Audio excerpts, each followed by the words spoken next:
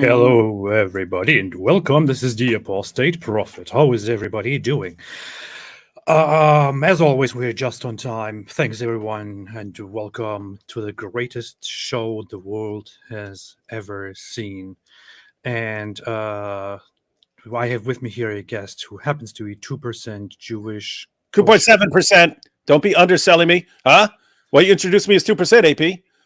Huh? Because you're Did you introduce the last guy's 2% when he's 2.7%? Huh? 2%? Yes. That sounds like milk. That sounds Yes. like milk. 2.7% sounds Jewish. All right, go ahead.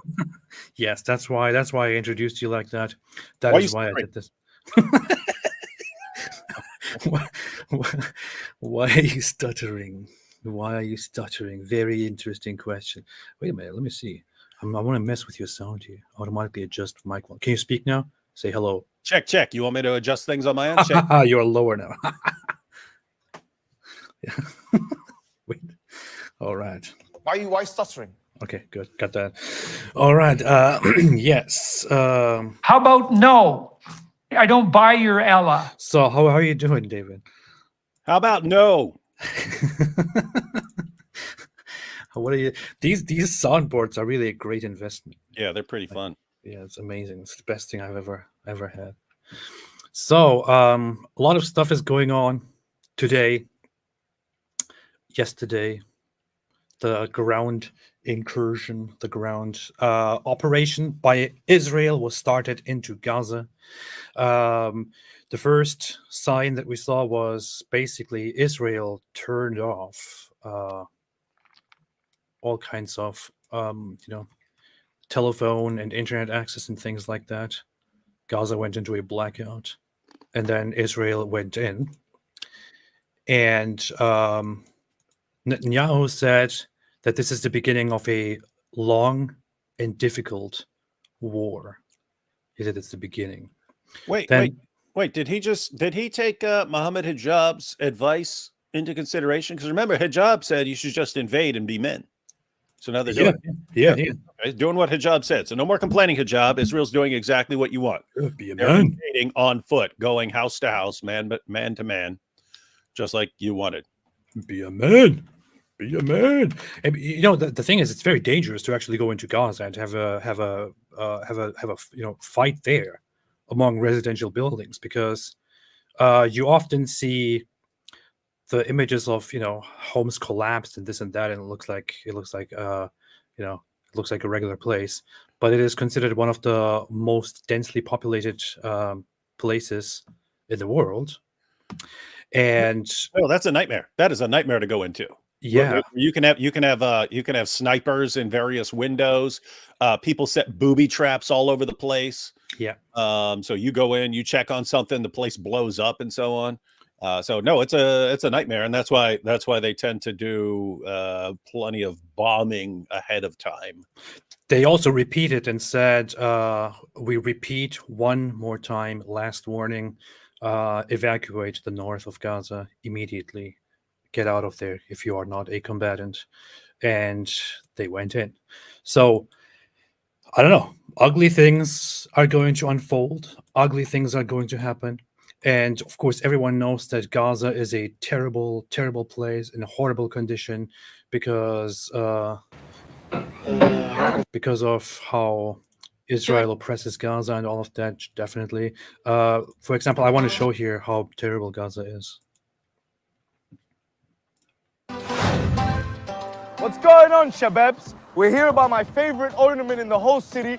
I love Gaza. This is actually a video from several years ago, 4 years ago, where they keep talking about this being an open air prison. I want to say this is exactly what prison was like for me.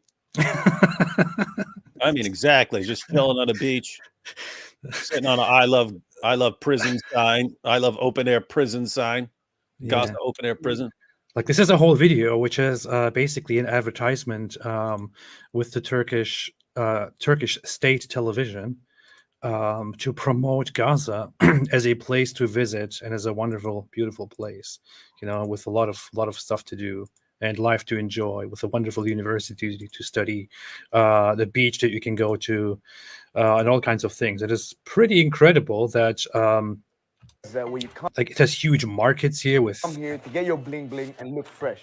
look where you can get your bling bling and look fresh and all of that. Exactly like prison, except we had to make necklaces out of they would take the wrapping of potato chip bag, and they would use the foil from the potato chip bags and then wrap string around it. That's how you make pendants and stuff. But it's exactly like this this in the background. So this is exactly like prison, except for different materials. Yeah. And why am I showing this? Why am I showing this? ياسر حبوب Why am I showing this? ماشي كويس الأمور ماشية يعني فلوس. It's around 5 o'clock here. This is see all of the city. Yeah. Look at this. Why am I David, why am I showing this? Why do you think I'm showing this? To show that this is exactly like open air prison. I mean, this is an open air prison. It's a giant prison. And I don't know. You're going to show stuff where this is all bombed to shreds? Nope. Oh, well, then it's just prison. Yeah. This is exactly like prison, guys. I'm You showing guys- this. You guys see movies, but in real life, this is what prison looks like. Yeah. Just chilling on a beach. I'm showing this specifically not because I want to say, oh, look at this. This is a wonderful place. Bombing, it doesn't do anything to this. They're not victims and all that. What I'm trying to show here is the extreme exaggeration that people always come up with when they say, Israel is oppressing Gaza so brutally. It is an open air prison. People are living horrible lives. They're living in dirt and this and that. There's nothing they can do. That's a very brutal exaggeration. Yes, in Gaza, people don't necessarily live the best lives out there, and a lot of that is on the rulers. A lot of that is on Hamas, but living there is quite comparable to average life in other surrounding places, in other surrounding Arab countries. They have entertainment facilities. They have luxury high-end neighborhoods where you can find mansions. They have all kinds of different things there. Just a few days ago, I read news like of prison. Yeah, I read news of a public pool where people were swimming, shot down by Hamas, not by Israel, by Hamas, because they found it immoral, unacceptable that they were letting women and men mix freely in the pool. So Hamas came and shut it down. Was it Israel that got in the way of them having fun and living their lives? No, it was Hamas. So yes, Gaza is under difficult circumstances because there is a blockade on Gaza, but the blockade is only in place because of Hamas, and life there is pretty average, and in fact will be touted as amazing by people like these. They are not in a position where they have to basically live like animals by force, and they can't do anything else aside get out of this prison and then kill 1,400 people, including torturing them brutally, raping them, and so on. That's incredibly stupid of a propaganda. I got to tell you, all I'm seeing is prison right now.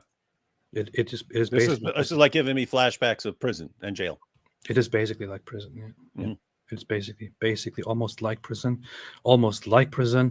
But anyway, so Gaza, as we know, is a terrible place, horrible place, a lot of suffering, a lot of stuff happening there. What do you have, like 700 tabs open? Yeah, like 700 or something like that, close to that. 700. You can't even tell what those are because you got too many open. This is a very nice video by Caspian Report that actually made a summary of how fighting here would be difficult. But I just want to actually show a small footage of what this was going into. Okay, here. Look at that. That is a nightmare. That is a nightmare to go up into. Yeah. Gaza could get real ugly real fast. To give color to the military What did he say earlier? Why? Let's see. incoming Israeli tanks and vehicles. Gaza is also considered one of the most densely packed urban areas in the world. So house-to-house fighting in Gaza could get real ugly real fast. But imagine this. The Israeli army goes in here. The Israeli army said in advance to the people who are non-combatants, get out, evacuate, leave that region. They will now go in there. And Israel is not, I guess you have to admit, the people behind the Israeli operation here are not thinking, oh, this is going to be easy. It's going to be so good. We're going to go in there and just That's a massacre a nightmare. bunch of people. No, they don't want to do this, and they are actually very concerned about this. They will probably have a lot of casualties. Yes, you are. A lot of IDF soldiers are going to die going in here because it's just there are too many places to hide. It's too easy to be a sniper in a window. It's too easy to set booby traps and so on. And again, they're going to be trying to avoid civilians, and Hamas are going to be dressed as civilians. Oh no, what are you doing? Yes, no, I'm with you. I'm on your side. I'm on your side till you turn around, and then they shoot you in the back and so on. The whole strategy by Hamas, it should be obvious to some people who have some idea of how different groups operate, or some people who are familiar with terrorist groups or guerrilla groups. The whole strategy here was to go into Israel, cause as much damage as possible, kill people, take hostages, and then to retreat. It was never to just continue to retreat, to then let Israel respond and possibly come in. Now Israel is actually, and Israel is aware of this, now Israel is actually going in slowly, but very carefully. What they are going to do now, as Mohammed Hijab said. Yes. What Hamas is probably doing, man to man. They probably anticipated this. What they're probably doing is to set up lots of traps, lots of, ambush positions and this and that to take out as many IDF soldiers as possible. And Hezbollah warned that if Israel goes in, they might attack from the north, which is why the United States is on alert to deploy or to at least avert or intercept missiles and other attacks. But it's a very difficult situation. This is not like a walk in the park. This is not like Israel saying, "Oh, perfect opportunity. Let's go in and let's kill everybody." No, this is Israel is probably proper concerned right now. I don't want to say scared, but concerned, very concerned right now, because this could end really, really badly. Oh, it's I mean, they can achieve total victory, and it's still going to be a big mess. 'Cause it is extremely easy, again, to be, to just hang out in a window with a sniper rifle. If you have a couple hundred people scattered around the town willing to do that, and then you've got people dressed as civilians who are gonna be shooting at you or blowing you up. Then you've got kids whose parents have trained them to be martyrs and so on. And hey, go up to, hey kid, take this grenade and walk over to those soldiers. Then what do the soldiers do? They either have to shoot the kid while he's carrying the grenade or let him walk up to them with a grenade. It's just a disaster. And then very easy to set mines all over the place. Very easy to put a grenade. You pull the pin out, but you leave something holding the grenade from, the clip from popping off, and you put it under something that a soldier's going to lift up while he's looking for something. He's going to go in there. He's going to pick something up. Boom, grenade goes off in his face. So anyway, yeah, pretty crap situation. And here's also the problem. So when we look at this, it's when you look at the actual detail and think about the logistics of such a ground battle, ground operation, such a war, it looks very, very grim, very problematic. And lots of people say, well, Israel should, do ceasefire. Israel should target Hamas only, and this and that. What exactly do people think can be done? People act like they're like these genius strategists, and they know exactly how you go in and do like a very precise surgical operation against only Hamas members. But how exactly do you think this could be done in any other way than bombing the hell out of the place and slowly and very carefully going in? And even then, it's very risky. Yeah, what's that dude? I think you did one of your day shows on him. But what's that guy's Young Turks guy? I know his name on the screen, but you're actually Turkish. Cenk Uygur. Okay, the C is pronounced as a J. Yeah, it's Cenk. Okay, good, Cenk, because I heard him called that, but I've also heard people call him Cenk. Yeah. So people just don't know. And why? I don't mean to go off topic, but why is Turkish the only language that like completely destroys the concept of transliteration? Right, like. If you like, the idea of transliteration is okay, whatever letter this sounds like, we're going to use that letter. So it should just be a J, but they don't do it. They're just let's take random letters and insert them in for completely other sounds, even though you have letters that make those sounds. Anyway, long story short, this is very ironic because people always complain about English, how you pronounce nothing the way it is spelled. That's true. There is that problem, but you can learn those rules. But the point is, someone at some point was transliterating and like, hey, it's pronounced jank. Let's use a C instead of a J while we're transliterating. That's just more on. Anyway, but that dude is a perfect example. He's like, oh, I'll tell you how to do it. I'll tell you how to do it, Pierce. What you got to, it's like with Bin Laden. You go in there, you go surgical. You just get the guy. It's like, you're actually comparing this to Osama bin Laden, who's on his own little compound with just like his wives on a couple other people. And you can go in there. You can go in a mission for that guy and get that guy out. When you have thousands of people spread throughout a place, it's kind of a different story. This guy. Yeah, look at this dope right here. Such an. He's and I'm not even. Again, I liked Bassem Youssef and stuff like that. Because the points he's making aren't tremendously different from any of the points anyone else is making, but he doesn't sound like an idiot to me. This guy Cenk here sounds like a complete dope. He's such an idiot. Look at this. He has a very important message, which I completely forgot. I'm running for president. After this guy spoke on this matter, I kind of changed my mind. I feel like we shouldn't be dropping bombs anymore. Israel should stop immediately. Look at what he says here. It's very crucial. Writing the name of your child on their legs so that you could find them in the rubble after Israel or any government drops a bomb on them. And I need the West to understand something. Bombs kill people. Whoa. Did you know they that? do? Wait, whoa. Did he say bombs kill people? Yeah, I had no idea. This is insane. Gosh, this guy should be president of the United States, man. I know. This is insane. This is like it's good. It's good Pierce has him on to be sharing this powerful information. Yeah. I don't think anybody Wait, just to clarify, he's saying if you drop a bomb on me, it could kill me? Yeah, it sounds stupid, but that's what he's saying. Yeah. Huh. Yeah. Okay. Well, You know how they kill people? They incinerate them alive, or their heads explode. So what happened in Israel was my head's exploding right now with this information. Yeah. So, by the way, I also found out after I saw this, I found out that if you shoot somebody, they die too. Like if you shoot somebody in the head, it kills them, for example, because the bullet goes in there and it drills into your head and it kills you. No, I think they just fall asleep and then they wake up. Yeah, you're probably misinformed, like most people. But yeah, this guy is bringing out the real truth here, man. Wow. He's dropping truth bombs. Yeah, absolutely. All over Pierce Morgan. Yeah, Chunk Uyghur is amazing. And he's going to be the future president. It's jank, getting janky with it. But I just think there is now a huge ongoing escalation that would the on Young Turks, we covered the atrocious actions of Hamas right from the get-go, and we condemned it as fully as anyone can possibly condemn it. Because not only are they killing those poor innocent Israelis that didn't do anything, those occupiers, say it right, Cenk.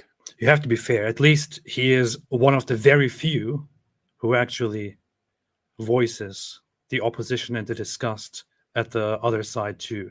Unlike this woman here. Did you see this interview? I saw a clip of this. Is this the chick who said she quoted 532 and said that according to Islam, if anyone kills a man, it's as if he's killed all mankind? She actually quoted that. Is that? I don't know. She did that. This chick didn't did do it here, not here. I don't think here, but she did it somewhere else. Maybe I don't know. I saw a clip of this chick, and she says, "Oh, of course, yes, we're against killing civilians. The Quran teaches if anyone kills a man, it's as if he's killed all mankind." I was like, that's a quote from the Talmud. You've got a Muslim woman quoting the Talmud, not realizing it's from the Talmud, and not obviously not going with the very next verse, which would justify all of this. You know what's so insane here? Like the whole conversation, and her, what's her name again? Emily Austin or something like that. I forgot. Emily Austin. Yeah, she actually did a great job here and called her out on her hypocrisy. But I just want you to react to something here very, very telling off the very beginning. Look at this. I've interviewed some pro-Palestinian voices in the last 2 weeks who were emphatic immediately. Let me make it clear. What happened on October the 7th was a disgusting terrorist attack, an abomination. And then they go on to talk about the plight of the Palestinian people and maybe the historical conflict and so on. And I have great respect for people that do that. I've got to say, I really struggle with anyone who just cannot have the humanity to start by saying what happened on October the 7th was appalling, an outrage. Do you feel it was? I think Palestinians are tired of that being the starting point constantly, when right now there are 6,000 Palestinians who have been killed in Gaza, over 2,500 of them children, 33 mosques leveled, hospitals leveled. So we're tired of that being the main goal of the conversation. It's not the main goal. Part of it. Look where she immediately went. And, right? and by the way, she's that's complete nonsense. Everyone everyone comes on. Yes, I condemn that. Now let's talk about Israel for the next 20 minutes. Yeah, that's what it's very everyone simple. does. It's, and all she could have done it right there instead of saying, "Hey, I'm sick of this," and let's. She could have just said, "Yes, I condemn the killing of the civilians now," and then blasted Israel like everyone else does. Yeah, but unfortunately she didn't. In fact, the starting point of this war. Yeah, but hang on, it's the starting point of this war. Outside it's not the main goal of what I want the conversation to be. The starting point was when 750,000 Palestinians were ethnically cleansed, were expelled from their homelands during the Nakba, which my grandparents fled Palestine because of the Nakba, because of the massacres and the rapes that they heard. So to me, that's the starting point. That's my experience. Look now. Emily Austin, the first person I've seen, and much respect to her. Wait, actually, who's who? Who's Emily? This one here is Emily. Yeah, I had no idea who she was. Who's the other girl? Her name is Nardine Kaswani. And she also is quoted as saying, "I hope that every Zionist before he dies hears pop, pop." And this was also brought up in this conversation, and she just ignored it. Hats off to Pierce for actually just telling people to come on a show and have this stuff out. But yeah, go ahead. But you actually have somebody who actually says all Zionists, they should be killed, basically. And she comes on here and then pretends to, have an actual conversation, calls the others genocide advocates or deniers.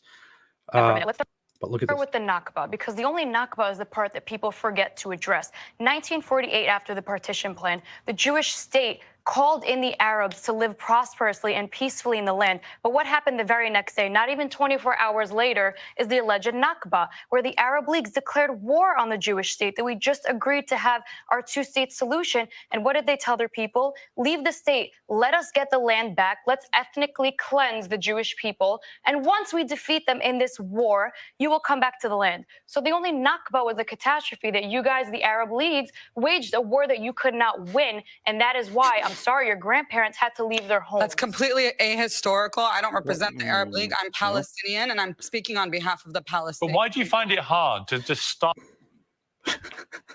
Isn't what she said happen exactly what happened? Yes, exactly like that. It happened exactly like that. There was an amount of people who were expelled after the war, but that is an accurate representation of what actually happened. And she completely ignores it, completely deflects from it, because she just wants to use that part as a point to make her, greater point that the Jews just came and they oppressed us. Yeah. We are victims and all of that. No, let me tell you what actually happened. There was a group. They're called the Palestinians. They were there for 6,000 years, minding their own business, until a bunch of Jews came along after World War II with the power of the West and kicked all these people off their land that they've been on for 6,000 years.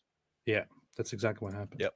And look, it's going to get worse. I'm going to show you my goodness, Prophet Muhammad flew his flying donkey monster right there. What other argument can there be? I'll show you a little bit more of this one and then we can move on, but you have to see this. This latest war that's erupted began with a terror attack on October the 7th. Why is it hard to not just say, that was terrible? I don't see you asking Regev if he condemned the slaughter of innocent civilians. You can't do it, can you? No, she can't, because she's the same woman who said every Zionist before they die should hear pop, pop before they die. So she probably agrees with the massacre. So why would she condemn them? I think we're the media. Look at that.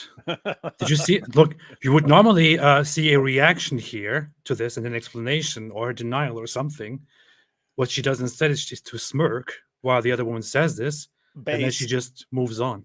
As part of manufacturing. But she condemned them. Look at the smirk. I think we're the media. This is Dawa. This is Dawa based. This is what they call Dawa based. Yeah. Manufacturing. These are the people who then speak about, empathy, about oppression, about this, about that. She is basically called out on air in front of so many viewers for saying very clearly, I hope every Zionist hears, the last thing they hear is pop, pop. So basically, she's saying, I hope every Zionist gets killed. And she doesn't even react to it. She just wants to move on with the conversation and be, self-righteous in it. This is the kind of people that we're dealing with, who then try to lecture us on oppression, on the right to live, on this and that. It's incredible, man. AP, I mean, she's not talking about armed soldiers. She just says Zionists. Wouldn't Yes. someone like her regard any of these civilians as Zionists? Yes. Every single person who lives there and who supports the idea of Israel just existing is a Zionist. Yeah, that's what that's the weird thing. It's like you'll have hijab and so on, and yes, we condemn the killing of innocents and civilians and so on. It's like, wait, you guys regard all these guys as occupiers. Yeah. The women too, the civilians too. You regard all of them as occupiers on your land. So yeah. I'm not. And that's also the funny thing. So when people say, "Oh, I'm not against Jews. I'm only against Zionism or against Zionists," excuse me. If you are against Zionists, that means you are against those people who think Israel may exist. Israel should exist. You are against those people who approve of people living there. You are against people who actually live there, who are Israelis. You don't want them to exist. And this is pretty much in line with majority Palestinian beliefs, by the way, and with clearly with the policies of Hamas. And yet we are somehow in the middle of all of this, despite all of that, somehow supposed to ignore the genocidal ideas by Hamas and their supporters and their fellow Palestinians. And we're supposed to act like they did nothing wrong, everything is perfect, but the Israel is just oppressing people, and we are basically supporting oppression and all of that. It's just a giant lie, and lots of people are eating it up right now. Lots of people are actually buying the propaganda. A lot of people support the currently in fashion idea of saying free Palestine, and all of that, when lots of them don't even pay attention to the fact that the majority of Palestinians agree that there should be no Israel. That is messed up. Yeah, lots of the students and stuff who go around free Palestine, free Palestine, especially from the river to the sea. They don't realize that's not a call for a two-state solution. They don't realize it, right? Some of them realize it, but some of them is just, it's cool to yell this thing from the river to the sea, Palestine will be free. And they think they think that's about like a free Gaza, right? Like stop messing with Gaza. I don't realize that's a call for ethnically cleansing the entire land of Jews. Yeah. And they're too dumb to realize it. Precisely that. And anything else, I mean, just Google it. Just if you don't know it, or if you have doubts about it, just Google what does from the river to the sea, Palestine will be free mean. Google is controlled by Zionists. It means only one thing. It means the entire land that is considered the historical Palestine shall belong to Arab Muslims only, and there should be no other entity, no Jewish entity. It should be completely removed. That's exactly what that means. You remember that Suleiman Ahmed dude would post pictures from years ago or videos from years ago in Syria and say, this is right now in Gaza. And then when you would get corrected and it would say, he said, this is what's happening in Gaza right now. And they would get corrected and say, this is from years ago and it's in Syria. And they go, look, Zionists are controlling. It's so ridiculous. There are so many on some account called Censored Men or something like that. There's another one that just shares a bunch of fake news and gets community noted, and then they present this idea of like, they're trying to censor us, pay us this much money so we can continue our work without being censored. And it's quite obvious that by censored, what they mean is that people actually fact check their false claims. That's isn't it amazing that like you post like even there are two possibilities. One, you thought it was real and you passed on some fake information, but you didn't know. You just saw it. and you shared it, even though it's completely bogus. It's from years ago in a different country. It's not, doesn't actually have anything to do with this. So either you didn't know or you deliberately did it. Either way, I mean, either way, like seriously, why would you whine if you're corrected? Either way, the community notes are correcting misinformation, and they'll complain. Oh, I can't believe they're doing it. It's oppressive. So notice, it's like they think they're being oppressed for being corrected on lies, and it's wild stuff, man. What are you actually calling for? You're calling for a world where you can spread lies and no one corrects you, and that's pretty much the Islamic mentality for 14 centuries. Alhamdulillah. Here's the thing. Now I see stuff like this here. Hamas fired rockets on Israeli civilians. Hamas hits a building here. I don't understand. I'm a little bit confused because we keep hearing that there is nothing left in Gaza. They have no means to do anything, no food, no water, no electricity, nothing else. And all of that. How are these people still just firing like lots of missiles? How does this work? What am I missing? They spent all their money on missiles, AP. Oh, well, that makes sense. Is that a good thing then, or what?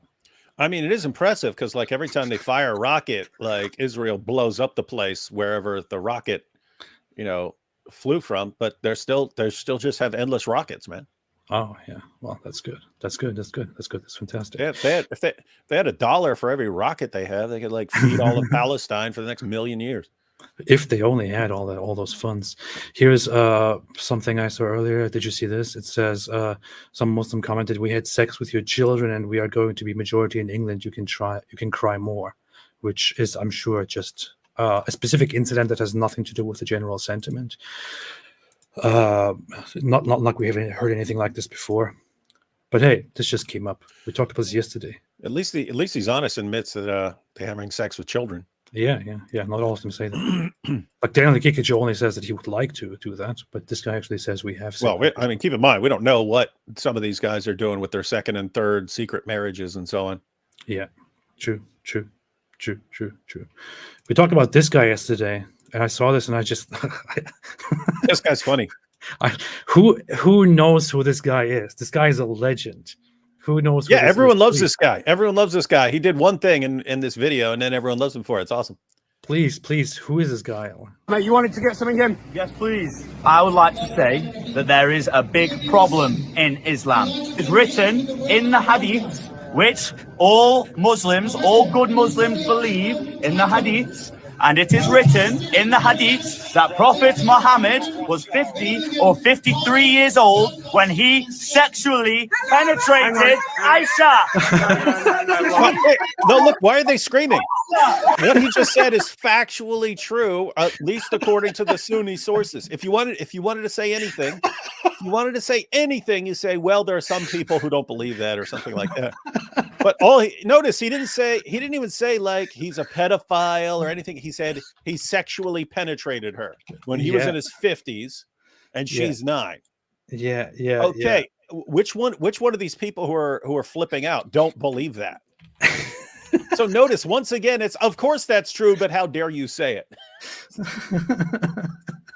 Well, then they go crazy. They're expecting him to actually add something to their protest, and then he says this, and they go nuts. This guy's funny. Look at him standing there. With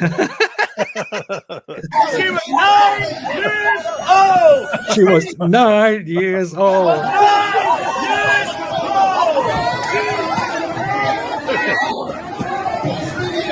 I'm stating a fact, and you're ready to. He just keeps screaming. She was 9 years old. Step away, man. He's still screaming there. She was 9 years old. Hey, listen to the British. I don't know who's recording. There's a British dope. It will come. Yeah, there's a British dope who's recording. Hey, lads, you're better than him.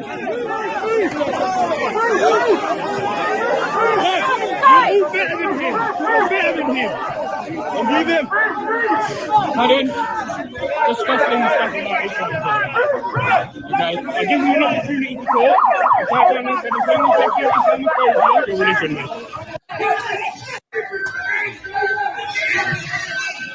are they bothering this dude? Yeah, no. This is.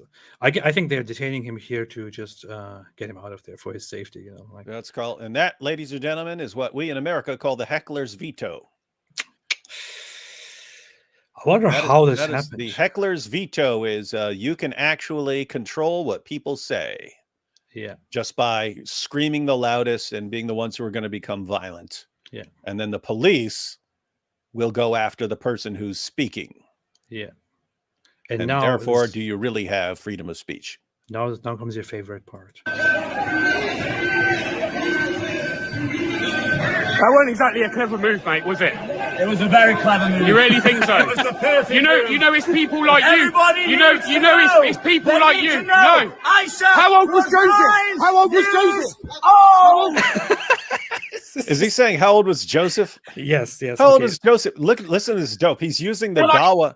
He's using the Dawa talking points, which are completely made up. How old was Joseph? He was 90. And how old was Mary? 12, according to the Catholic Encyclopedia. Unless you actually go to it and they say the opposite. They say we have no clue.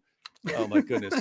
But that's what's amazing. Like this guy, whoever's recording, has actually absorbed the Dawa responses. Guys, everyone, you just have to get to the point where people understand anything that comes from the Dawa guys. You need to look it up because they're the biggest liars the world has ever seen.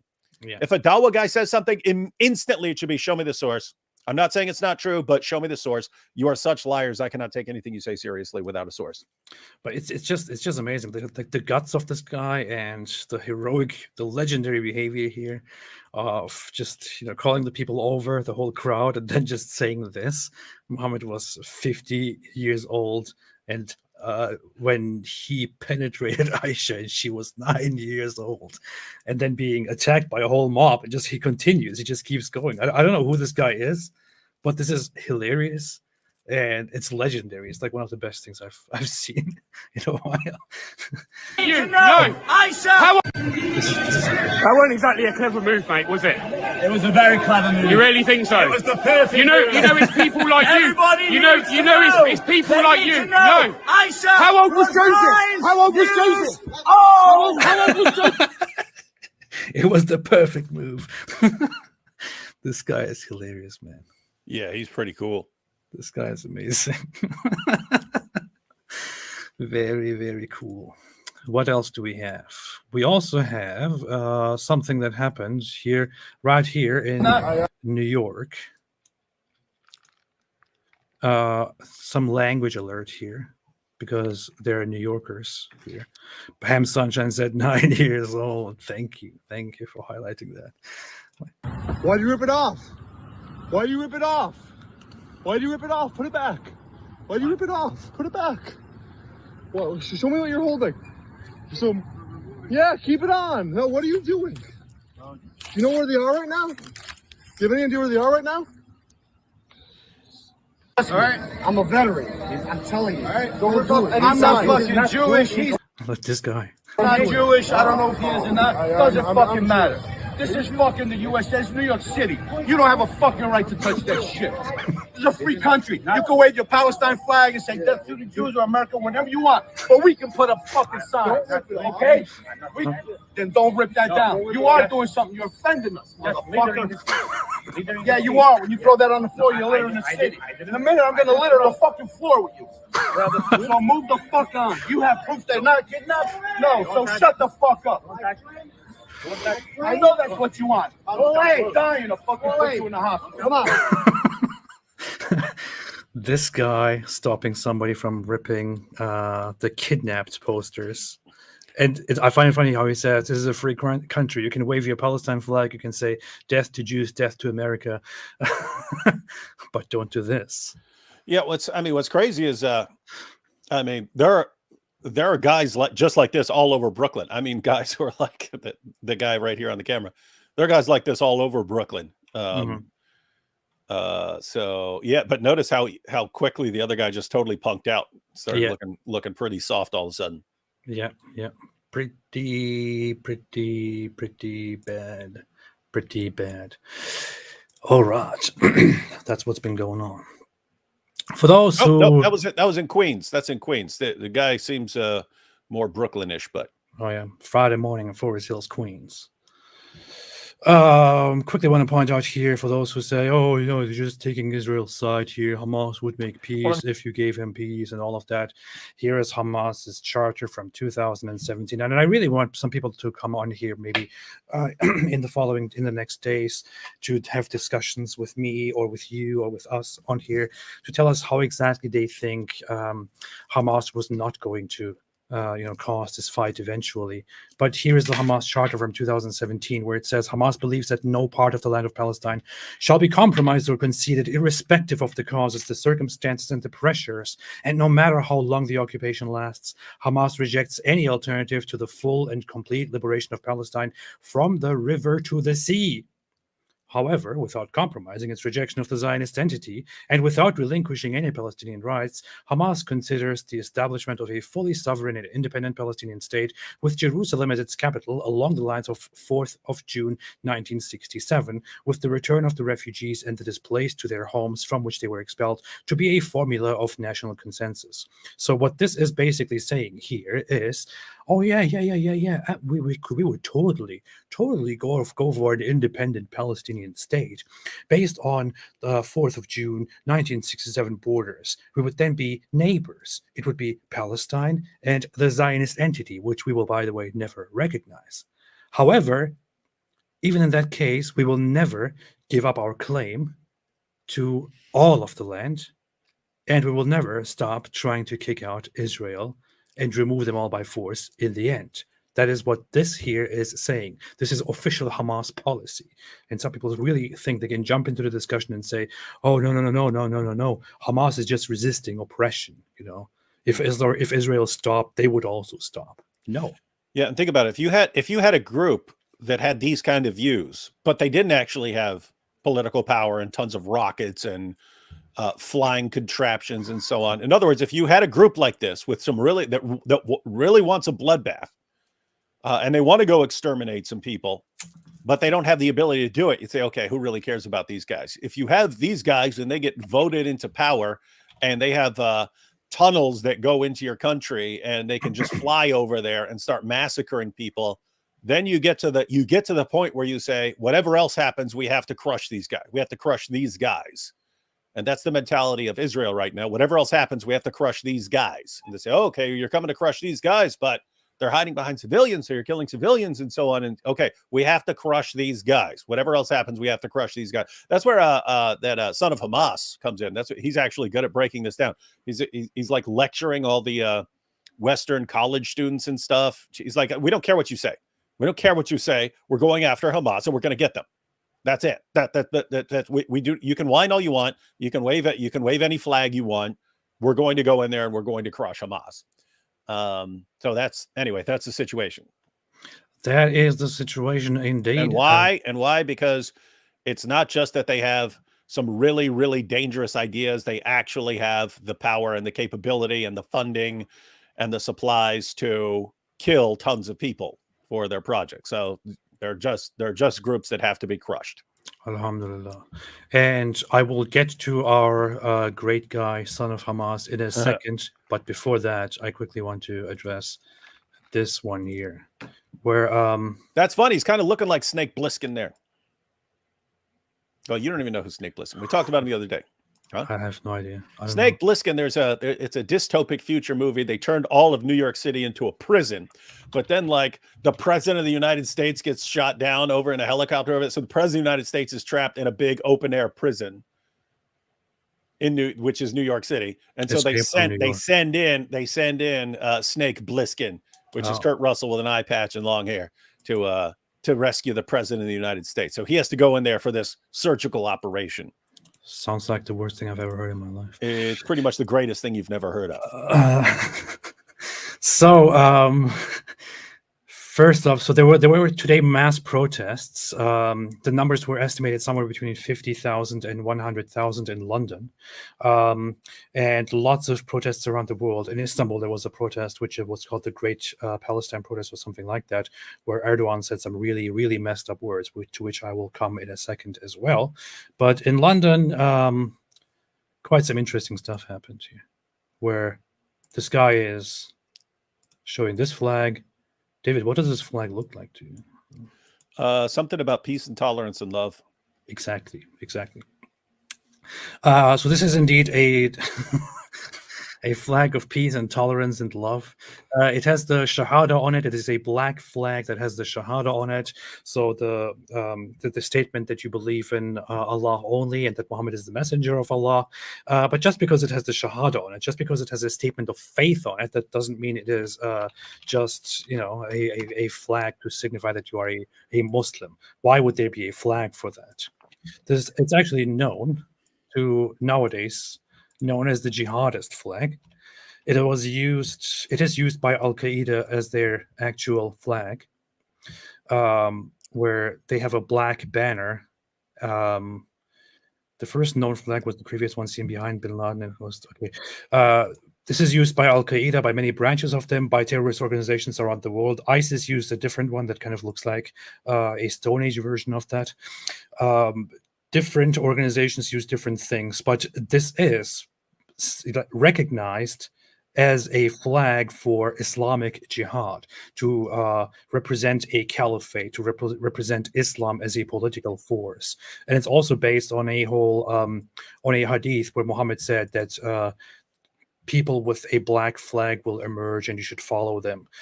This is not considered a very authentic hadith. It's kind of ambiguous and rather weak, but still it is a very popular belief among some Muslims. And that inspired this jihadist caliphate flag. And apparently people who live in London, who live in the UK, who live in the West, have no problem at all waving that and still staying in London. But I have to say, I learned from the That's My Jihad campaign and from the My Jihad hashtag campaign that jihad is just going to the gym after a difficult day, or getting your kids to school on time despite your difficult day. And so if it's a flag of jihad, it would be like a flag of working out. Yeah, it pretty much is. It's like this means go to the gym, make money, get a Bugatti. That's pretty much what this stands for. Pretty much. So you are on point. And here is another picture. Nothing to worry about there. Why is it not playing? Thank you, Twitter. See, your live stream has been cursed by Allah subhanahu wa ta'ala.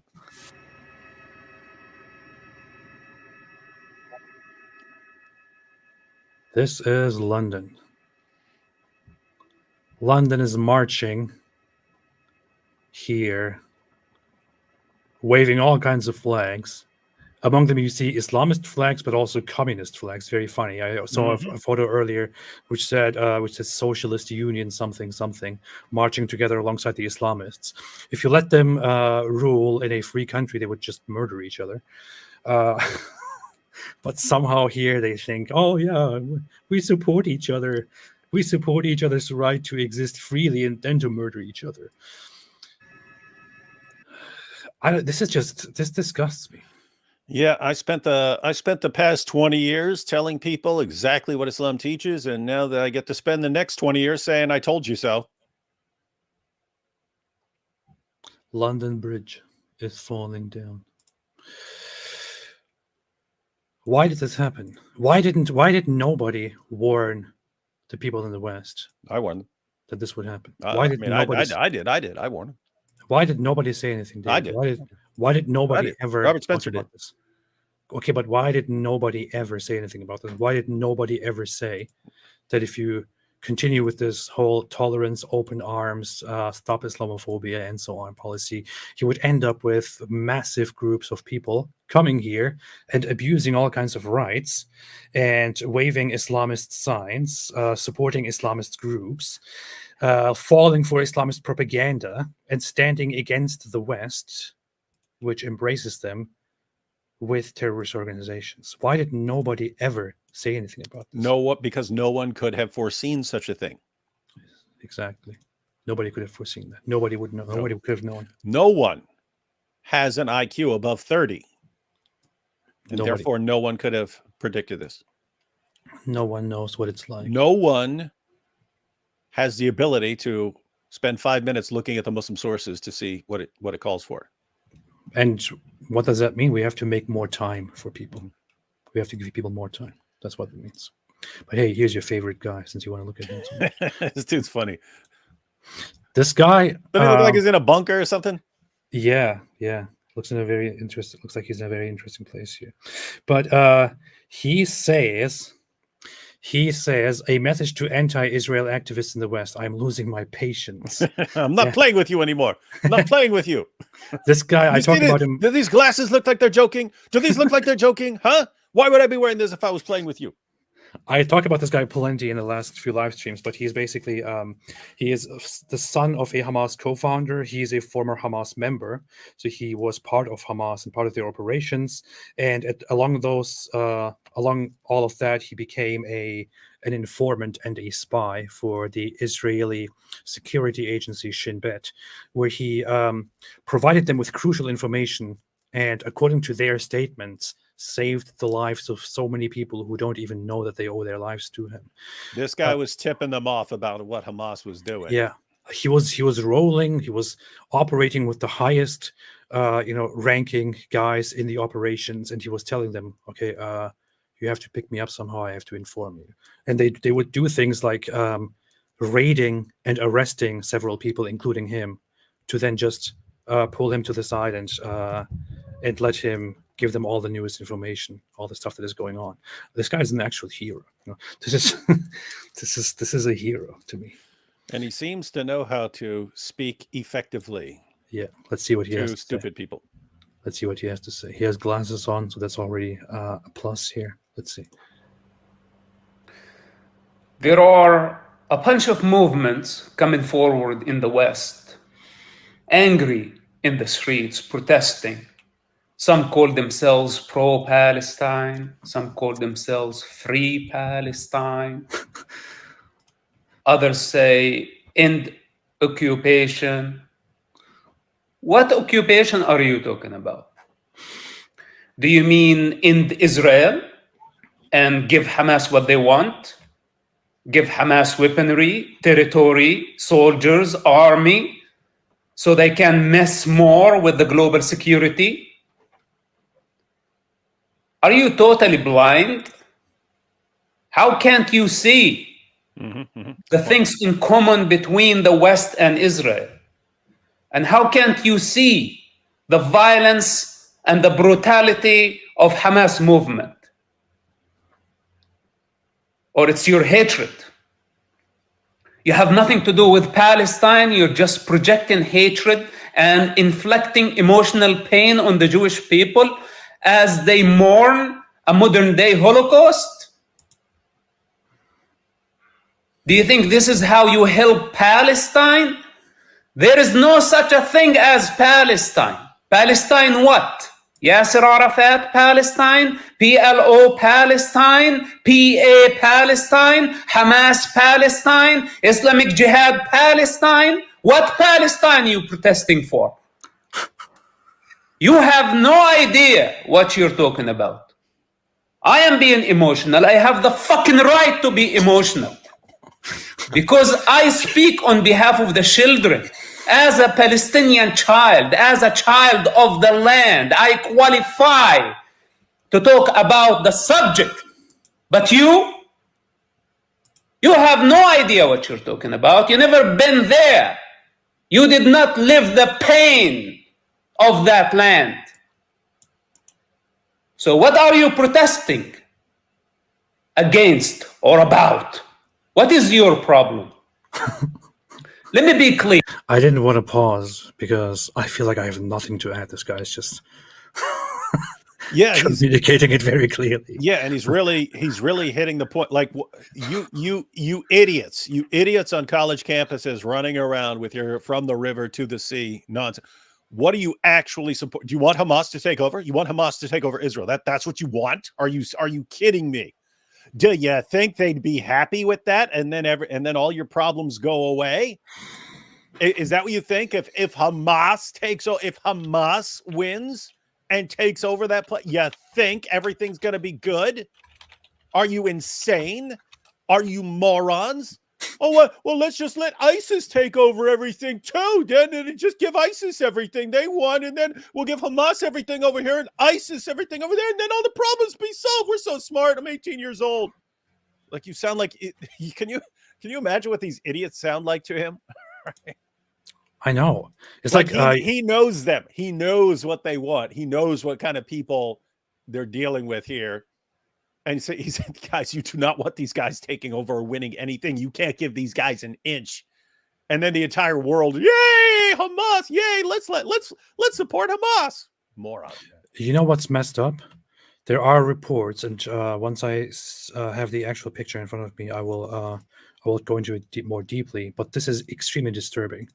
According to the Harvard poll, crosstabs, 36% of liberals of all ages, this is in America, agree that the Hamas attack on civilians was justified, and 15% of conservatives. 36% of liberals of all ages agreed that the Hamas attack on civilians was justified. And 15% of conservatives. And 15% of conservatives. I can't believe what I'm reading here. It's the tape fans. Are people not aware what actually happened, what Hamas actually did? Or what the hell is wrong with people? I tell you, notice you have tons of people who just bought into the ridiculous, absurd story that there's this group, Palestinians, and they're there for all these centuries until a bunch of Jews came out and kicked them off their land. And so Hamas, they're just fighting for their land back. Yeah. Complete nonsense. It's complete nonsense. It's not what happened at all. But they've absorbed that idea. And so, hey, weren't George Washington and his buddies justified and, fighting off the British, and they would have been considered terrorists. If they'd have lost, they'd have been considered terrorists. So come on, Hamas is just like that. They're watching TikTok videos or Twitter feeds, and some people say free Palestine, and thinking, oh yeah, I support that because they're being oppressed. If you ask them what is actually happening, they probably wouldn't have any idea. What's going on. And by the way, yeah, according to those polls, it's like 50% of the. Oh, here also according to Harvard poll, a majority of 18 to 24-year-olds believe the killing of more than 1,200 Israeli and American civilians October 7th was justified. This, I think, is 53% of people between the ages 18 and 24 agreed that the Hamas attacks on Israel on October 7th were justified. This is absolutely insane. A majority. This is insane. What Hamas did on that day was to pour into Israel and to shoot civilians on sight, to torture civilians, to set homes on fire, to set cars with families inside them on fire, to kill babies, kill children, to rape, to do all kinds of horrible, messed up things of which we have video footage, photos, testimonies directly from captured Hamas terrorists, and so on. And people are blind, and many of these people probably don't know this, and they think, oh yeah, Hamas is just fighting for freedom and Israel is oppressing them. It's just like the way I saw in one of those movies, therefore I think it's justified. No wonder. I mean, when I see stuff like this, I feel like, what is happening? Is this real? Am I living in some fantasy world right now? Am I going crazy?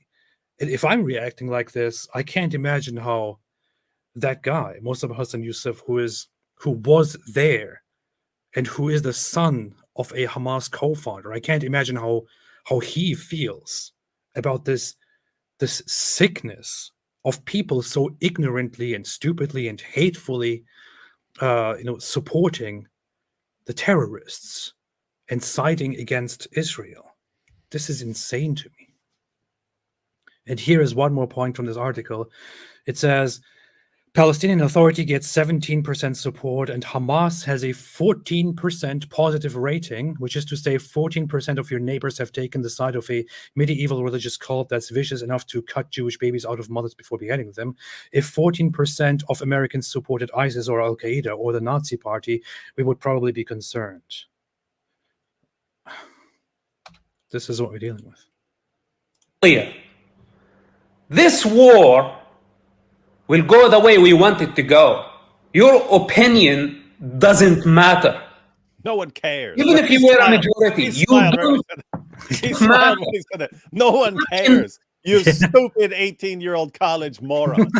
That's what I think. Like, you can protest as much as you want, but what happens will happen. This war, it's not your business. You protest against your politicians in London, in Paris, everywhere, wherever you want. That's your business. But in the Middle East, we deal with business the Middle East style. The Middle East style. We are going after Hamas leaders, and we're going to kill all of them. Wow. And nobody can get in the way. Those are criminals. Those are terrorists. They have lots of blood on their hands. Hamas prisoners in Israeli prisons must be executed. We are going to destroy Hamas infrastructure. And that's the answer for their brutality. There is no way around it. Look, he grinned again. As you see, I'm not politically correct. I'm not your type. And I will not be. This act of Hamas did not only bring the wrath of Israel against Gaza and the Gaza people. It brought the wrath of God. And you will see God in action. Jeez, this guy is just... He came out like Clint Eastwood at the end of Unforgiven. You ever see that? No, I didn't. Oh yeah, Clint Eastwood. He was a total psychopath who like reformed his ways, and then in the end they made him snap, and he kills everyone in a bar, and then all the remaining deputies and stuff, they line up across the street, and he yells out the door of the saloon. He says, "All right, I'm coming out. Anyone I see, I'm gonna kill him." He goes, anyone of you takes a shot at me, I'm not only going to kill him, I'm going to kill all his friends, his entire family, and burn his house down. And and then he walks outside, and the guys are all going, "You shoot, no, you shoot." And they're terrified. Anyway, that's what he sounded like right there. We're not only going to kill Hamas, we're going to kill anyone who gets in the way. He also shared this. So Netanyahu posted this analysis and the visual which they made of detailing the underground operations of Hamas under the Shifa hospital, which is a major hospital in Gaza, and shared it with the public. Of course, the public is like, "Oh, this is fake. We don't believe you." Well, nobody cares if you believe it or not. No one cares. You stupid 18-year-old. Nobody cares if you believe it or not. This is based on a lot of information, including testimonies, and this guy knows. Like, for example, Mossab Hassan Youssef, he knows about these things very well. He was in the tunnels himself. He operated in the tunnels himself. He ran through them. He hid in them. He knows about them. So this was shared of some detailed visuals. You think they're making this up? I've been in this room. I used to play Nintendo in this room. How are you going to tell me it's not there? Huh? And this is not some conspiracy. We have it was long confirmed that Hamas used hospitals before. We have undeniable proof for that. There was a hospital that was infamously discovered to have a whole underground network of Hamas operations. And they specifically choose hospitals because they think, oh, they will not want to bomb hospitals because, they will get in trouble for that. So let's do it under the hospital. That's how messed up this is. And by the way, think about, there are two possibilities here. If you build your base of operations underneath a hospital, it's either you think the Jews will blow up the hospital in order to get to you. So you think they'll do it when they've known about this place for years. But that's the main reason. That's the reason they aren't blowing it up, is because it's in a hospital and they don't think it's worth it.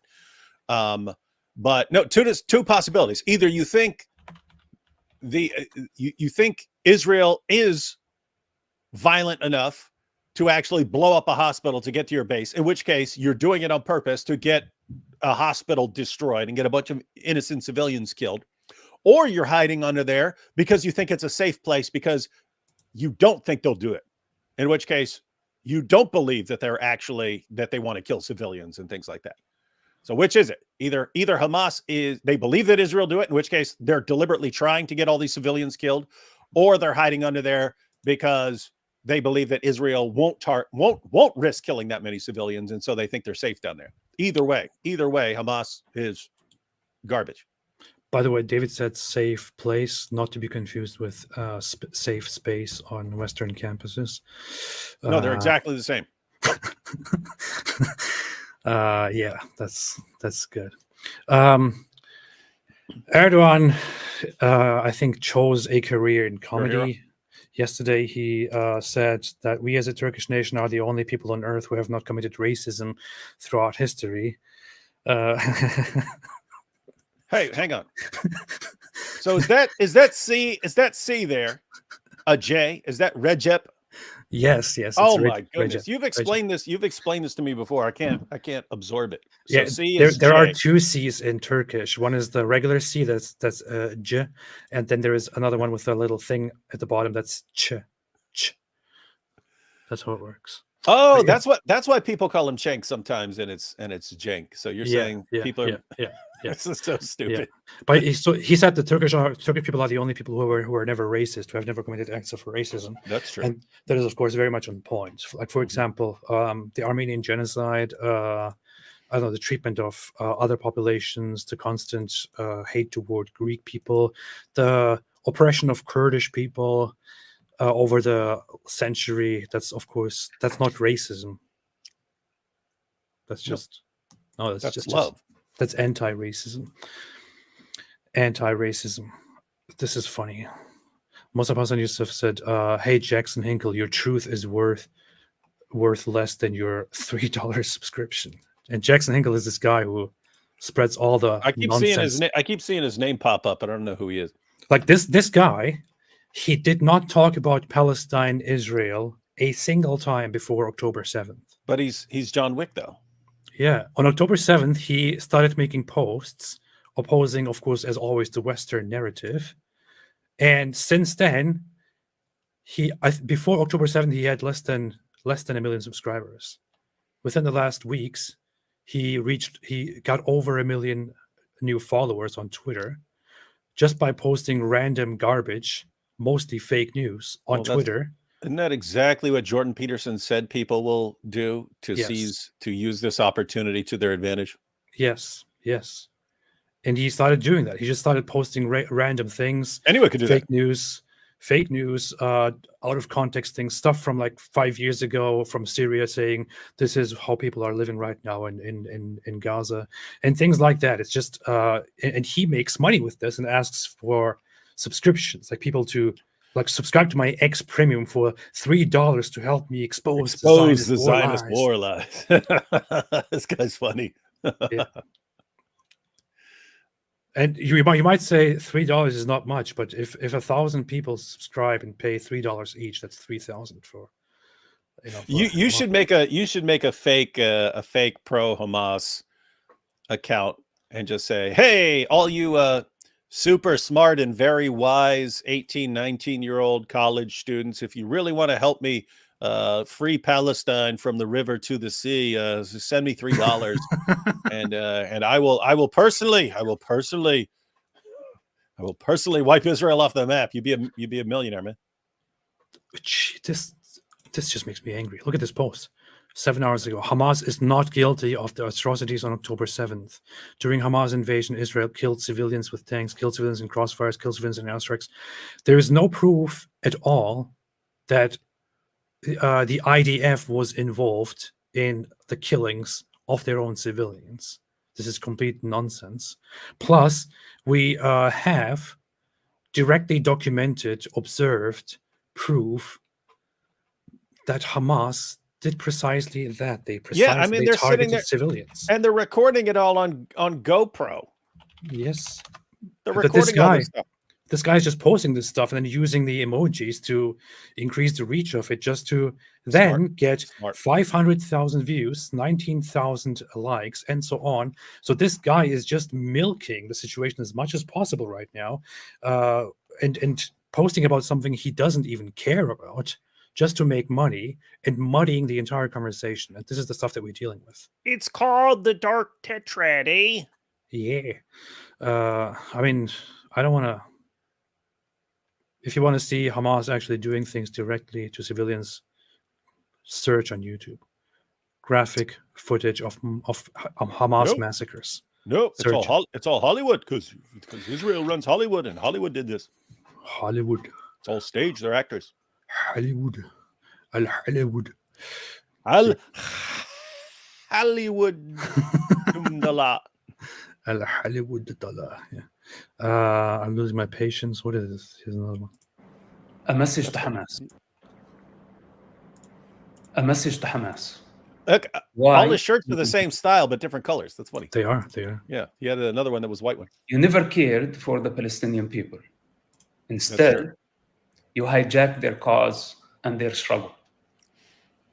Your useless effort has always been to destroy Israel, not to build a Palestinian nation.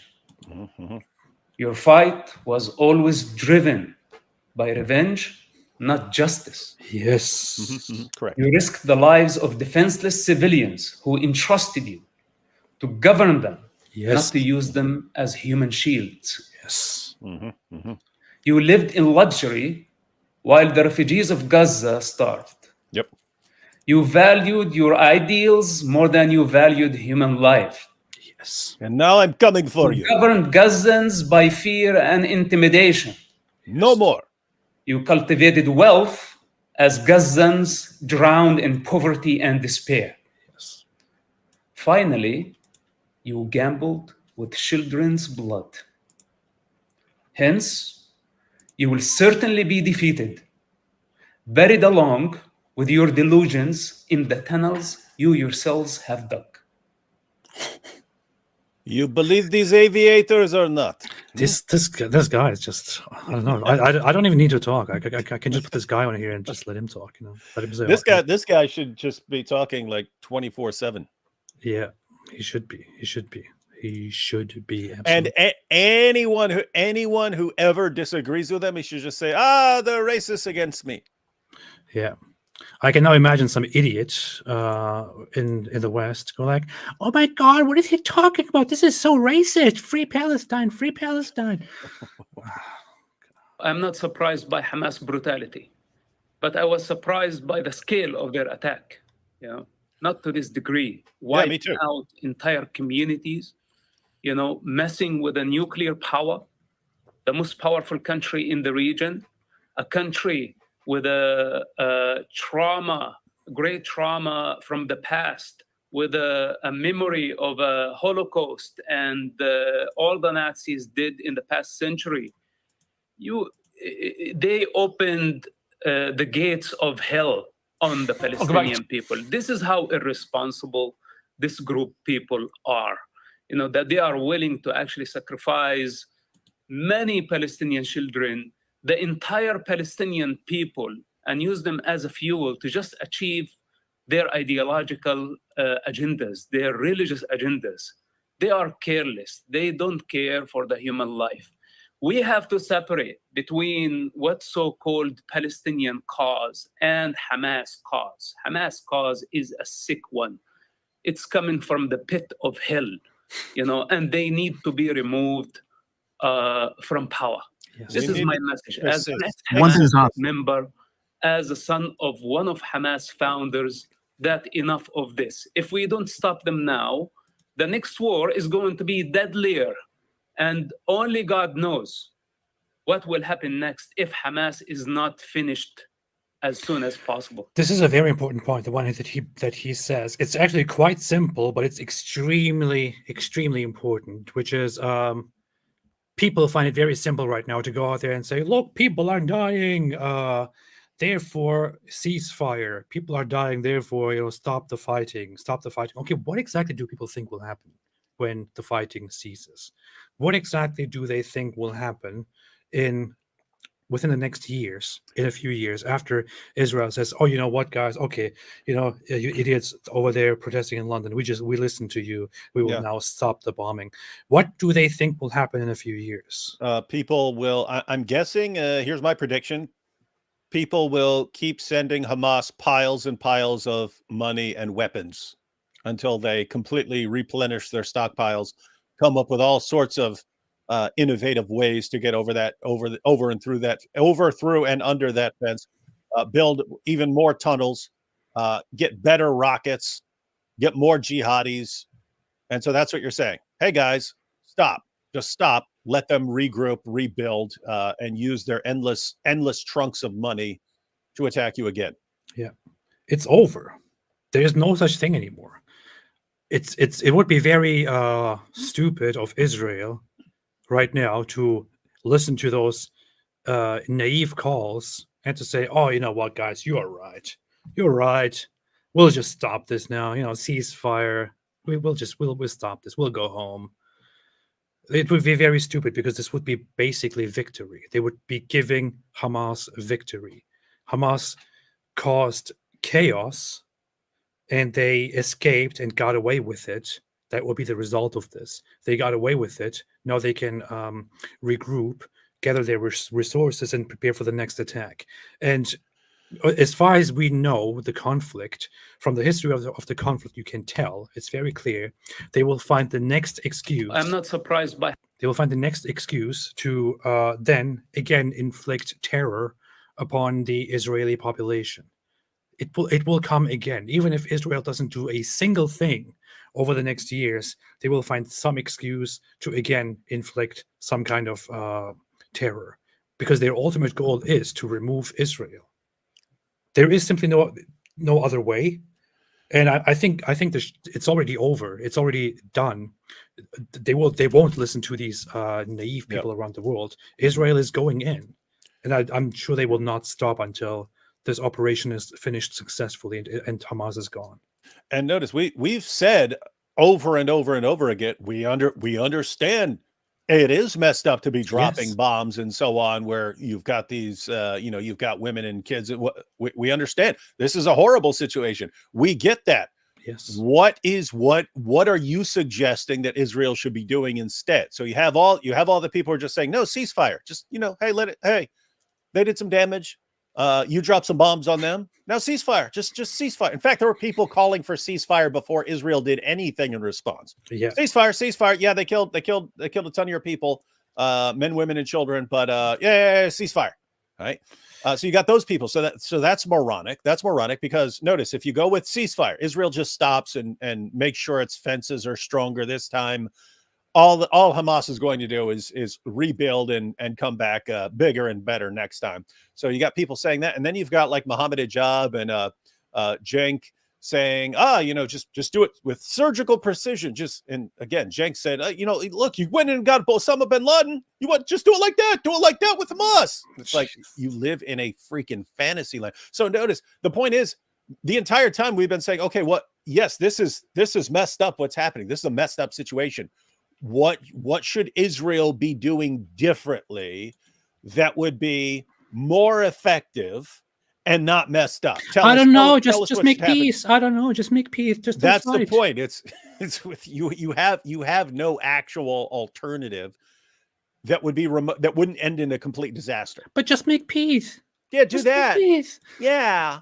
How about just stop fighting? How about we just try loving each other? Just walk over there like that Jenner chick or whatever, and just offer someone a Pepsi, and then everything's fine. That was just walk in the middle of everything and say, "Here's a Pepsi, break it open," and then they will probably shoot you because isn't it funny that's the mentality of morons in the West? No, just go up and say, "Here's a Pepsi," and then everything will be fine. Yeah, they will probably see Pepsi as a propaganda. In the Islamic world, in the Muslim world, the whole Palestine-Israel issue is so messed up that they will interpret anything, any brand that is like that, Pepsi, as a provocation, as a secret message to somehow, advocate for the the killing of Muslims or something like that. For example, about Pepsi, there was this thing. I bet if you Google it, you can easily find it. There was this conspiracy theory that Pepsi means pay every penny for something Israel, something like that. Like people come up with these insane conspiracy theories. That's how I grew up too, with dumb stuff like that handed to each other. Or that Coca-Cola, the logo of Coca-Cola, reversed means something like no Allah, no Muhammad. Like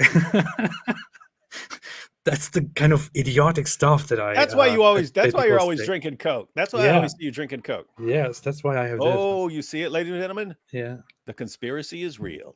Yeah. I'm serious. This is not something. That that I'm just saying, or that nobody knows about, or that that only few people believe in. This is these conspiracy theories were extremely popular and are still popular. Let's see. Laughing at now. Pepsi, pay every penny to Israel. Was that what pay every penny, save Israel? That's what people. Oh yeah, okay. In the chat. Yeah, that's what they were saying. Yeah, that's what they were saying. Where's that? Coca-Cola reversed. No Allah. Let's see. I bet I can still find that stuff. Jeez, there it is. There it is. You see? Oh, this one is different. It says no Muhammad, no Mecca. See? And they actually altered the thing here. Let's see. No Muhammad, no. Oh, maybe that's what it was. Maybe I got it wrong. Maybe I misremembered that. You see? This is supposed to say La Muhammad, La Mecca. It doesn't even look the same. Yeah, it doesn't look the same at all. But this is how paranoid and how messed up people are. This is the kind of stuff that was spread in the Muslim world for decades, to just make it look like everything out there, the whole world is against us. The whole world supports Israel and they just want to kill Muslims.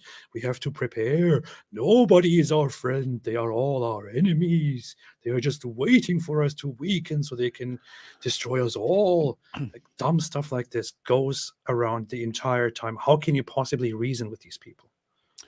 Yeah, I'm looking at CNN right now. Netanyahu says the war inside Gaza is going to be long. So yes. it doesn't sound like he's planning on backing out anytime soon. Which is weird, because I thought it's weird because when like in Nigeria, when all those girls got kidnapped, and then Westerners responded with a hashtag bring back our girls and stuff, and then that didn't work. And so everyone was confused. Wait a minute. We thought the hashtag will convince these jihadis to give all these kidnapped girls back. And it just didn't work. The hashtag didn't work. And now, of course, you've got a bunch of college students yelling free Palestine. And then, Israel's supposed to say, okay, we'll just let Hamas slide because a bunch of college students are working. So anyway, it's just weird that this stuff isn't working. Like it's weird that I mean, obviously, if anything's going to work, it's going to be a hashtag, or it's going to be some 18-year-old moron on a college campus with a Palestinian flag, and that's going to change everything. That's going to change everyone's mind. Yeah, these people aren't delusional and narcissistic at all. Remy Gross said it's always been no Mecca, no Muhammad. Okay, then I'm totally remembering that wrong. Even when I heard that back then in religious gatherings, I thought, yeah, that doesn't sound right. Yeah, maybe I was always too smart for this. I don't know. Well, it's interesting. Well, so the question is, if you're wrong about that, what else are you wrong about, AP? Yeah.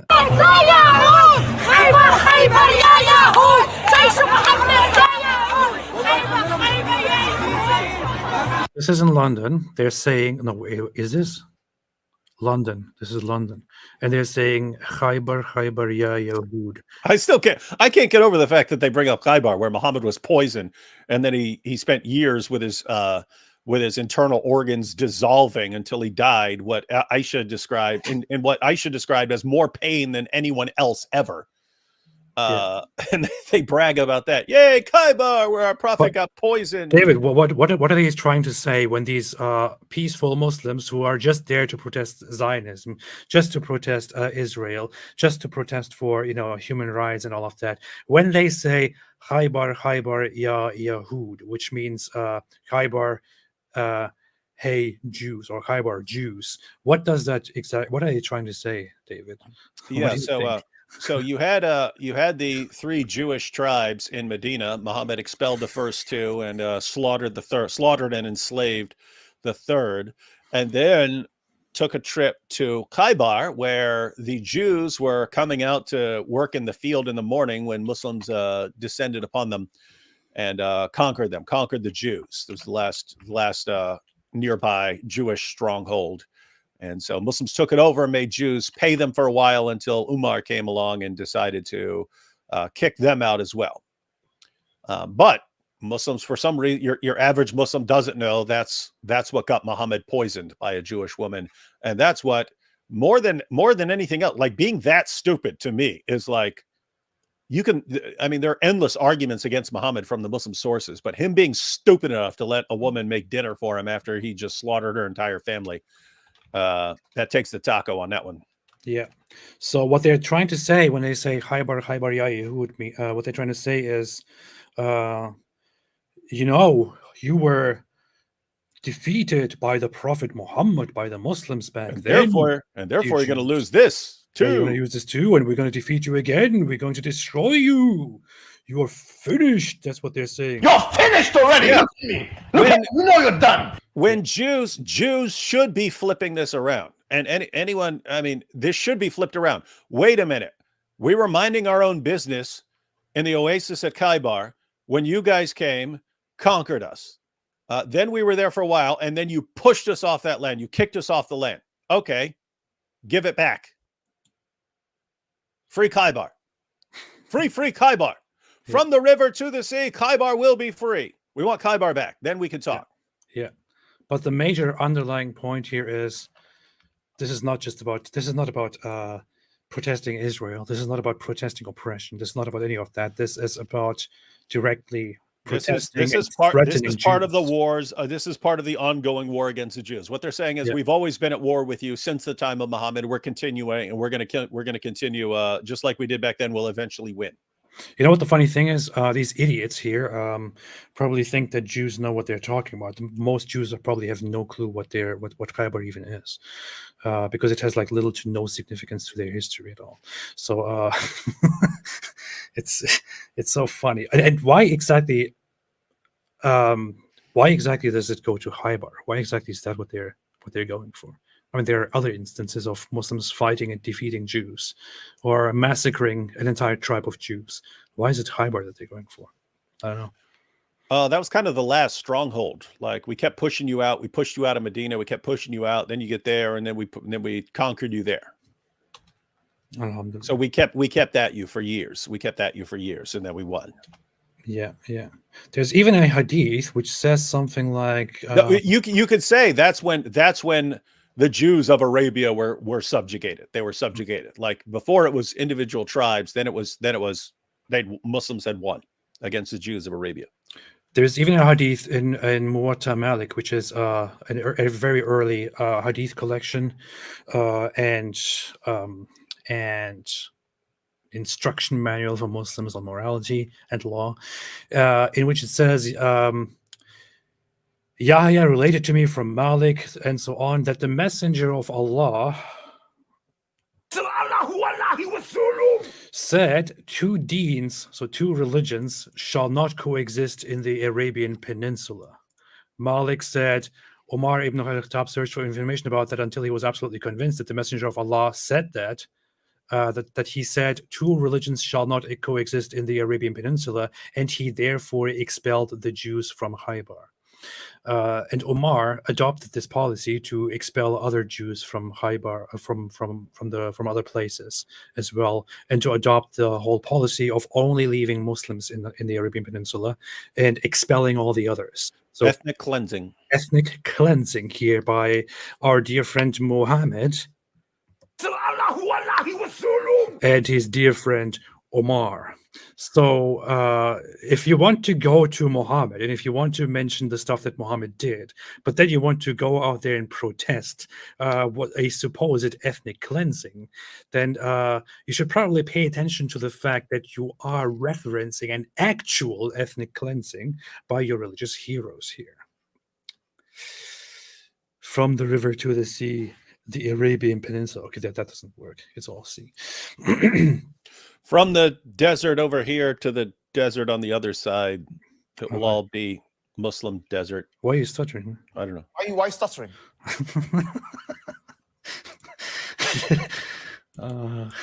I shouldn't use this when someone is stuttering. I should use this when someone is quiet, when someone is not doing anything. That's why he did. Yeah, and you should insert that in random videos, like you're just talking about something, and then anytime there's any sort of pause, why are you stuttering?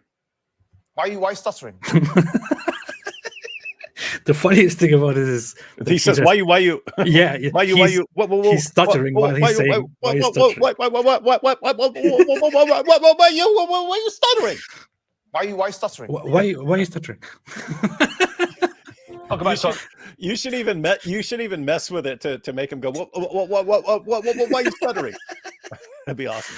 It's so funny. My wife, as we were watching this, look at his face. It cracks me up right there. As we were watching this, my wife mentioned how maybe he was just having intrusive thoughts and telling himself, "Why are you stuttering?" And then he just said it out loud to Piers Morgan instead, because it doesn't make sense any other way. John's like this. Why are you stuttering? Stupid idiot! Stop stuttering. You're in front of people. Okay, Piers, go ahead.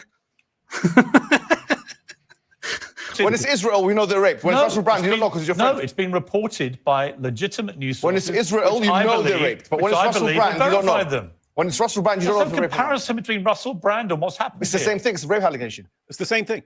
Why are you stuttering? I'm not stuttering. All rape allegations are exactly the same.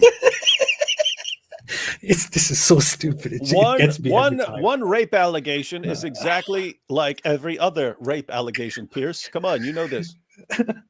Why are you stuttering? What a man! The whole time, Piers Morgan is just speaking very clearly without a single stutter or anything. He himself is stuttering, and then he says, "Why are you stuttering?" It's what? This is the funniest thing. Why are you stuttering? That's awesome. But when it's Russell Brand, you don't know. Them. When it's Russell Brand, you don't know. There's no comparison between Russell Brand and what's happening. It's the same rape allegation. Why are you stuttering? I'm not stuttering. It's so rare. What's crazy? Yeah, that's what I mean. If someone's not doing something, and you say they're doing it, I mean, he could say anything at that point. It's like, hey, why are you jumping rope? Why are you jumping rope? Why are you jumping rope over there? Well, I'm not jumping rope. Well, yeah, you are. I say you are. You are stuttering. You are stuttering. You don't have anything You're contesting every. Why are you playing dominoes? Why are you playing dominoes there? Was he trying to say something different instead of stuttering, but he just said stuttering because he doesn't know? No, it's a job. He planned that ahead of time, right? He planned that ahead of time. Like, this is what my followers will be impressed by. Yeah. So I'm just going to wait till he stutters, then I'm going to jump into it. And right there's just a pause, and he just reverted to what he was waiting to say. And you know what the amazing thing is? His fans actually posted this clip and were like, "This is amazing." He said, "Why are you stuttering?" Look, he really destroyed him there. When you watch the video and he's just saying randomly, "Why are you stuttering?" It doesn't. Why are you wearing clown makeup, huh? Why? Why are you wearing clown makeup? Why you got a clown nose? Amazing. Anyways, here's a peaceful protest, which has, of course, nothing to do with anti-Semitism.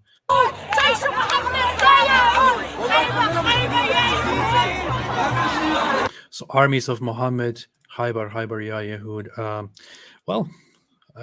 Probably nothing to do with anti-Semitism. Probably nothing to do with Jews. Probably just about living in peace and freedom and all of that. That's what it looks like to me. Stop being an Islamophobe, David. Hussein Abdul Hussein said, "Protest in London is bigger than in Beirut, and that is because it is much easier to call on people to die for colonization or whatever other rubbish reason from your comfort in London, while in waterless, electricityless Beirut, you are realistic. You know that Islamism has brought this misery on everyone." Yep. Pretty on point.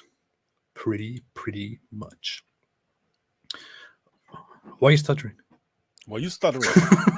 No, you're stuttering.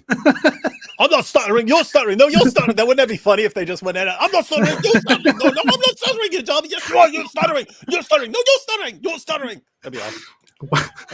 and they do that for like 20 minutes. Yeah. I'll just say that to random people from now on, just randomly whenever. Hey, you should come up with your own little edit of that, where edit it down to like a 2-minute conversation and like Pierce will say something and Hijab will go, "Why are you stuttering?" He'll go, "I'm not stuttering," and then like edit. He can say something else, but Hijab just keeps. That's all Hijab says. That'd be funny. Yeah. How about no? I don't buy your Ella. Yeah. That's what I say when I don't like your suggestion. David. Why? It's a brilliant suggestion. Watch, I'll do it. I'll get 1 trillion views, and you'll be jealous.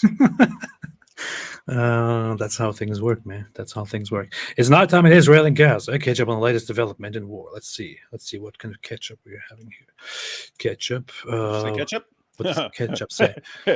Sheikh Uthman, did you say ketchup? Oh, they got me. Look. The Islamophobes got me. I know ketchup. I know ketchup. Did someone say Sheikh Ibn Ketchup? Terrorist attack, Israel's golden stage. Israeli Prime Minister Benjamin Netanyahu warned Saturday that the war in Gaza is going to be long. He said the goals of this stage of the war are to destroy Hamas and return the hostages the militant group took on October 7 and is still holds in Gaza. Netanyahu confirmed he spoke with family members of the hostages and said he vowed to them that he would exhaust all options to return their loved ones home. Meanwhile, Israel's defense minister Yoav Gallant said in a statement his country had entered a new phase in the war. The official said Israel attacked above ground and below ground. We attacked terrorist operatives at all levels in all places. The instructions to our forces are clear. The operation will continue until a new order is given. Wow. Yeah. You just said we're not stopping until our orders change. Yeah. Yeah. We will continue hunting down every Hamas terrorist until someone above us tells us to stop. Pretty brutal. Pretty much. No, someone said maybe do a video about Muslims versus Zionists, Allah in Quran. That's a good suggestion. You wanted to do something like that. Yeah, I do. The problem is it's very simple for. No, it's not. People will go to this page and say, "Oh, the Jews are in rebellion. See, that's where Allah took their land." And that's not what it says. But oh, by the way, what? Since we talked about Hamas being asked about civilian deaths, look at this. Is this the one where the guy storms off? I didn't see it, but I heard about it. Oh yeah, storms out. Okay. People as they sleep. How that guy's got a killer Zabiba, man. You see a Zabiba? Yeah. For those who don't know, this stupid thing on his forehead is a mark that many Muslims, religious ones, deliberately have on their head because they rub their heads on the ground, and it should be a sign that they are like very pious and that they pray a lot and all of that. Yeah, isn't that amazing? It's like I mean, it's funny because they claim to respect Jesus, right? And so Jesus says, "Hey, don't do your prayers to be seen, right? Don't do your prayers so that you're, it's one thing to pray and people are, people see you. It's something else to fast in order to be seen by others, to pray in order to be seen by others." And so, but you see, in Islam, it's all public, it's all for show. But then these guys, they like bang their heads on the floor when they're praying, specifically. So even when they're not praying, you're thinking about, wow, they're so faithful to prayer. No, it's all a show. It's all a show. I mean, think you could bow down over and over and over again and not mess up your head. You're banging your head on the floor deliberately just to give an appearance of piety. And think about that. I mean, this is a perfect example what Jordan Peterson was saying, that the psychopaths and the Machiavellians and the narcissists and the sadists will work their way into situations where they are recognized for their religious piety while they're busy glorifying themselves. And this guy's sitting here, look at my Zabiba. Huh? You're going to question me? Look at my Zabiba. Look at it. Huh? You have any idea how many times I bang my head on the floor? Eh? It looks like a fungal disease or something. Like, I'll take this nail right now and bang it into that desk, huh? With my forehead. Huh? You see, that's how I pray. You're gonna question me. It's so stupid. And this is the funny thing, I have to say.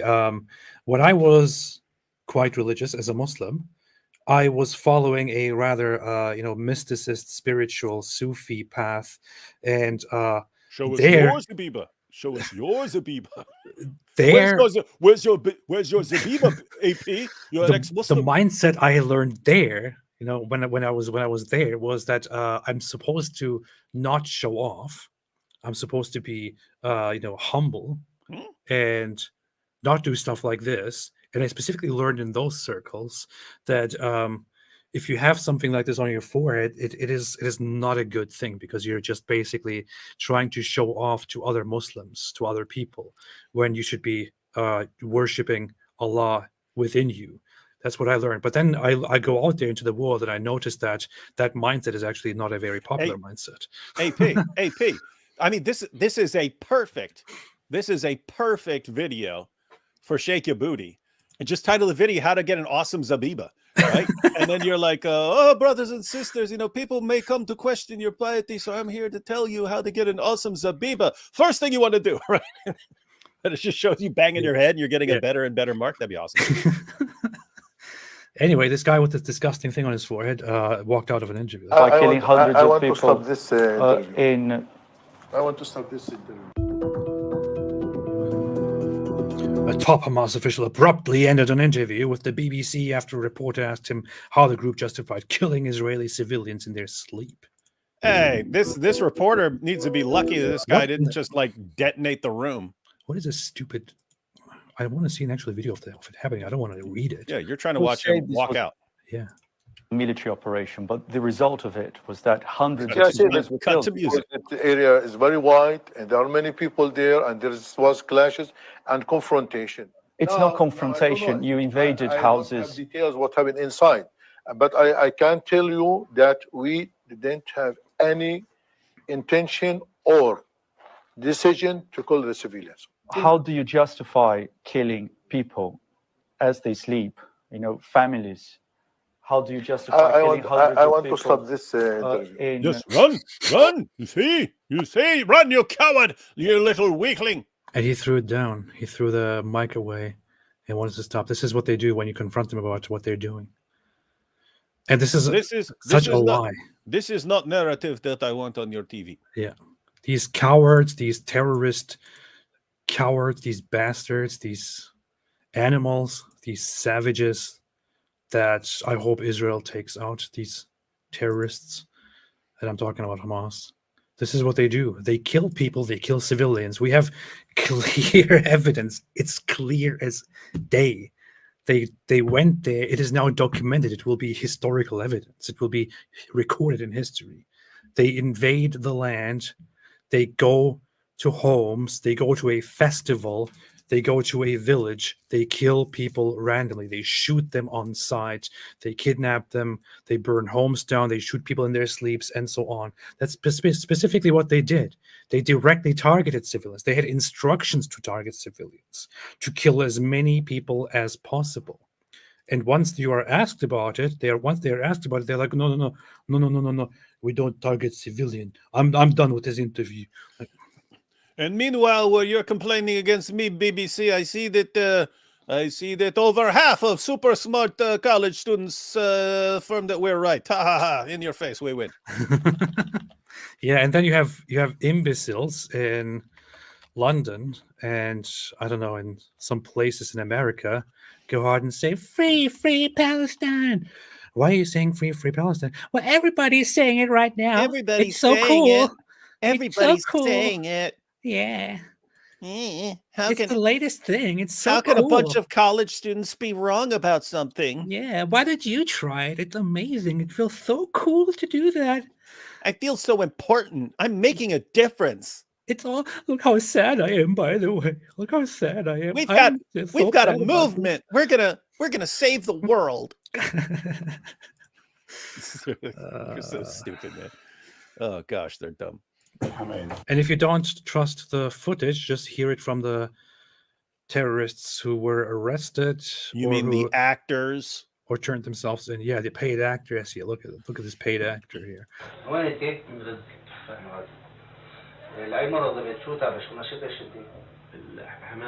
Hamas. And they describe the stuff they did. Look, these Hamas guys are like, fine, we'll tell you everything. Just don't play any more AP videos for us. I'm sure they do that. I should tell my handlers. I should tell my handlers at the IDF to do that. Hey, we should do a skit. We should do a skit where I'm an interrogator and I'm playing a, and I've captured Shake Your Booty, and I'm making him watch. I'm making him watch Apostate Prophet videos as torture. عامله ايه؟ الاخطر عزة شو تعملوا؟ نطهرها ونسيطر عليها. شو يعني التطهير؟ نفضيها من ايش؟ من الناس. He has to go to the bathroom. He is suffering from constipation. That's why you leave me here for 2 days and won't let me go to the bathroom. I'm really struggling to hold this in. This is bad. I don't want to embarrass myself. Killing women and children, that's fine, but messing myself, no, embarrassing. So here is an actual terrorist who can I go to the bathroom to empty it? Infiltrate where? The toilet, I got to go. Here's an actual terrorist who says that they went into the community, into the kibbutz, into the the residential community. I thought kibbutz means bathroom. I'm just trying to use the bathroom the entire time. No one let me go. You see, that's why they went to the kibbutz. You see us shoot the porta potties. With the aim of emptying the place, of killing the people. That's what these guys saying. There are no bathrooms. There are no bathrooms in Gaza. We tried to go over there just to use the bathroom. We want to go to the kibbutz to empty the bathrooms. شو تعملوا؟ فاحنا مشينا يسار في بيت هناك طلعوا منه مرة يعني There's something wrong with this guy. I said this when I watched it the first time here live. But this guy is just like, he's like, oh yeah, we did that. Yeah. No, we killed this one. Yeah, I shot so many bullets into them. Yeah. Whoa. Like he has no issue at all with. Yeah, dude. There were people like this, and that I was in a mental hospital with, who would just talk, and they would talk about killing an old lady or something like that, and they talk about it just like they were talking about like eating a sandwich. Like there's no. Yeah. Like some people think like that, but they understand over time how to say the right things, and then other people, they never even absorb that, and they just seems completely natural to them.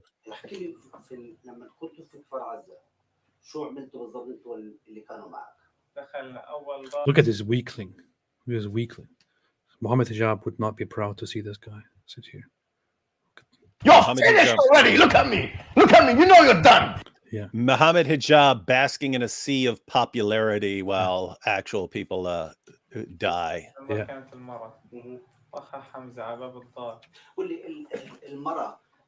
لما شفتها يعني شو شفت عليها؟ شفتها أنا مرمية بس ما قربتش منها يعني طلع الكلب تبعها بالشارع طخيته أنا بعدها كان في واحد بالجنينة. I think this is actually the guy that we saw in one of the footages. There is a footage of one of these people shooting a dog that runs out of a house and comes there. I don't know. That dog came at them like a boss too. Even after he got shot, he kept coming. That's a good dog right there. Yeah. مدني هذا اللي كتبته كان معه سلاح؟ لا. كم طلقة ضربت عليه؟ Look, this guy actually has a sign of like maybe he's at least pretending that this is not a normal thing that he did. Yeah. Like he looks down and says, no, they were not armed. Well, it's interesting because he's just sitting here in this nice office answering questions, and you're like, okay, these guys are probably interrogated for days and tortured and everything else to get them to where, okay, could we just go in the office, we'll tell you anything you want to know, just stop. Okay, come sit in this nice comfy office and we're going to ask you some questions, and if you don't answer, we're sending you right back into the room with the Jewish bear. Yeah. What's that guy from Inglourious Basterds? Inglourious Basterds. Yeah, the Jewish bear. Yeah, with his baseball bat. Yes. Amazing movie. I watched that movie so many times. وين الطلقة ضربته؟ عن منطقة الصدر. منطقة الصدر وبعد هيك؟ بعد كده قعدنا نلفلف بالضوء في دارين أظن عملنا فيهم حريقة. Set them on fire. كيف كنتوا تطهروا البيوت؟ أول ما دخلت صح أول ما دخلت المستوطنة. Oh, this guy! Look at his face. Yeah, how that looks like they beat him. You think? It looks like they beat the I don't know what. guy. I mean, I have no delusions about what's going on when these guys are being interrogated. These actual terrorists who killed a bunch of people are being interrogated, but I'm guessing it's not very pretty. You break them until they are just gonna spill their guts about everything because they don't want to go back in the interrogation room. They want to be in this nice room. I can't imagine the pleasure that these guys are probably getting out of, or the relief they're getting out of. I don't know, making these guys look like I don't know. They didn't do very much, to be honest. It's just like his face is a little bit swollen. Well, you don't need to. I mean, waterboarding doesn't do any. I don't know what they're doing to them, but waterboarding doesn't do any damage. Various electrical things aren't going to do too much damage. There are all sorts of things you can do to. Yeah, maybe you're just completely misrepresenting this. Maybe he just fell down the stairs, as some people say. Yeah. Hey, there you go. Our first question for you is, what was it like walking into that wall? Oh, yes, I walked into the wall. This was from walking into wall. Yes, everyone here, very nice, very nice. All Jews, 100% nice to me. في ولوين اخذوه؟ اخذ واحنا راجعين وراه كانوا طالعين من جوا بنت عمرها يمكن 16 سنه او 15 سنه. شو عملتوا في البنت؟ هذه البنت وقفت صوروا معها سيلفي كانوا يقولوا طخوها قال لا ما طخوهاش خذوها اسيره. A 15, 16-year-old girl, they took her, they started taking selfies with that girl, and some said shoot her, others said no, let's take her back. This is these nice guys here. Look how nicely and timidly he's sitting there. Obviously, he can't be a dangerous person, right? No. These nice guys here Nice come guy. to your community, to your village, Yeah. and take little girls and scare them, kill everyone else around. Scare them, then start taking selfies, and then like let's kill her. No, let's take her back. Let's take her back to Gaza.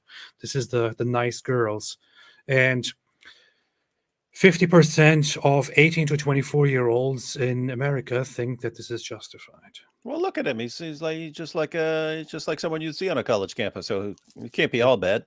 Yeah. وتصوروا معها في واحد تصور معها سيلفي وركبها على الفيسبوك. Look, he looks like a nice guy. قدمنا عليه. A nice guy. Here's the constipated. Let this guy go to the bathroom. My goodness. That's how they tortured this guy. They won't allow him to go to the bathroom. Well, it's like, I mean, it's my, yeah, I know. It's like they sewed his butthole closed. And now he's like more and more pain. Like, you want us to help you out? We're gonna leave you sewed up until you explode, unless you tell us everything. وين الطلقة طبق فيها؟ أيوة شو صار فيها؟ شو عملتوا كمان في الدور؟ ولعنا ضرير ولعنا والدار اللي في جنبكم مين ولعها؟ محمد بصر. Oh, snitching! He is straight up snitching at this point. He's calling out. He's naming names. This is how you know you got a good snitch on your hands. This is the thing. This is the thing I'm wondering about. So, are these guys aware that they're being filmed? Okay, they are aware they're being filmed. Some of them actually looked at the camera, or one of them at least did. Are they aware that this will be published for the whole world to see, and that fellow Hamas members will then later on see that they snitched? And what is going to happen to them when they go to prison with all of the Hamas gang? And Hamas dominates the prisons. Yeah, So these guys have been broken. They have been broken. Like at some point, you will do anything to get out of that room, and then in order to be in this room and to not go back to the interrogation room, I will tell you absolutely anything. I will name names. I will snitch on everybody. Just do not send me back to the Jewish bear. and once they go to prison, and once they are, That's what I among mean. In the U.S., you have like protective custody and things like that. I don't know what they have there, but that could be part that. Just so you know, if they're naming names and stuff, that's probably part of a deal. One, Yeah. we're going to stop interrogating you. We're going to bring you in here. You're going to tell us every single thing you know. If you tell us one thing and we find out that you're lying or you're covering up, deals off. We toss you in with the rest of the Hamas, and we show them the information you gave us. You tell us everything, and you speak truthfully and give us all the information we want. Then you go to a different prison where it's all people like you and no regular Hamas. bunch of snitches. Bunch of snitches. We'll send you to a separate prison for all you good snitches. Oh, that's sad. I was kind of hoping that they would go to a regular Hamas-dominated prison, and then. I mean, you can. At the end of the day, you can always say "psych," but no. You generally want to keep it legit because you're thinking of future terrorists that you catch. You want them to understand. See, look, there's a nice prison over there. See, they're all having a good time. They're playing basketball out there. All the good snitches who didn't lie to us, All the good snitches. You want to be with the good snitchers? You want to be getting beaten to death by Hamas? Yeah. Well. You keep your agreements. Alhamdulillah. The white trash man said, from the river to the sea, Palestine and Israel will know the isolated strip of the east. I saw it. I saw it when you put it up. Thank you. The beautiful words of Muhammad here. Powerful. Eyes are the lesser of the anus. Knows too much said, David, what do you think of this YouTube video, Islam Debunked, based on your videos? I would have to look it up. What do you think? What do you think about this video, David? Since that's the first time hearing of it, I don't think of it at all, except for this comment. Okay, well, what do you think about it? Debunked. What do you think about it? Just tell me what you think about it. I think it's great if it's using my videos. Oh yeah, must be awesome. There you have it. Islam Debunked. There you have it. This video isn't available anymore. It says I probably typed it wrong. Well, fantastic. There are multiple videos with something about that in this type. But yeah, you can look it up and tell me what you think. Tell us what you think. Abu Bakr Al Puff Daddy said, AP and D Wood, when you're not fighting jihad, what are your hobbies? What do you do to relax? Sports, movies, music, hiking, biking, crochet, cooking. This reminds me of something that I will occasionally watch a movie, but other stuff on there, no. Yeah, I watch stuff with my wife, and I play games. Yeah, I will. I read. I'll watch a show sometimes with one of my kids. I hit the gym most nights. Why are you stuttering?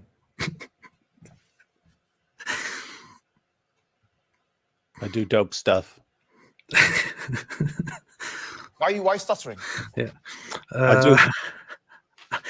I make cool stuff. Oh no, don't do that. That's very provocative, man. That's very hateful. Well, someone asked though. Which games do you play, AP? Right now I play Hearts of Iron 4 a lot. Iron was sent down. It's a miracle of the Quran. How do you explain that? I like strategy games and stuff. Yeah. I played Call of Duty Black Ops Zombies for a while. You did?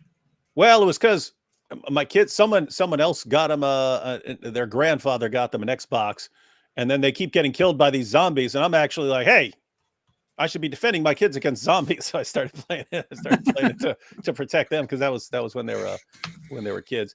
And then I ended up playing the various zombie games, and then I ended up I played what's the one with Master Chief? Halo. I didn't play Halo. I played Halo Wars, which is like the base game and stuff like that. I've never played that in my life. Those are the only modern games that I've played. Other than that, I used to play Mike Tyson's Punch Out and Super Mario Brothers and that stuff back in the day. Yeah. When this super chat just asked us what our hobbies are and what else we do, it reminded me of this moment here.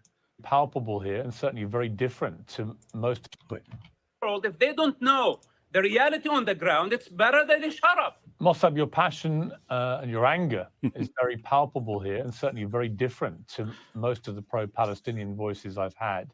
And I sense the Palestinian plight of its people is very much in your heart. Look at his face. Do you still have contact? Oh, hey, hold on. With any of your family? This is irrelevant right now. I don't have any contact. What a stupid question. I don't. What are you, stupid? Why are you stuttering, Pierce?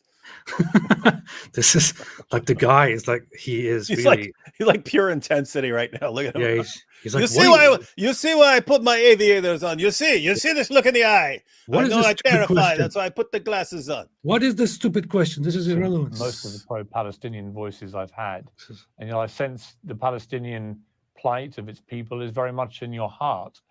Do you still have contact with any of your family? This is irrelevant right now. I don't irrelevant. My family, and I don't care anymore. Enough bloodshed and enough involvement from people who don't care. Enough bloodshed. Enough bedwetting. We take your pampers off. Take your pampers off, Pierce. This guy has all the energy here to basically. I've had 75 Red Bulls today. Ha! Don't joke about it. This guy's saying we are talking about a serious issue here. Why are you asking me about my family? I don't care about my family. I care about People this are being conflict. killed. You take a good to go. Oh, hey, mama, how you doing? Come on. This guy is intense. Abu Bakr al Puff Daddy said, AP, your reaction to today's rally in Turkey, London's, why so many people marching? David Wood, how do your special forces buddies feel about the situation? Oh, I forgot to talk about the rally in Turkey. But yeah, there was a rally in Turkey where Erdogan said some really, really messed up words. He said something like, he said that Israel is a terrorist organization. And he said, I want to repeat that Hamas is not a terrorist organization. Hamas are freedom fighters. That's what he said. And his reasoning for Israel being a terrorist organization is that civilians die in the airstrikes.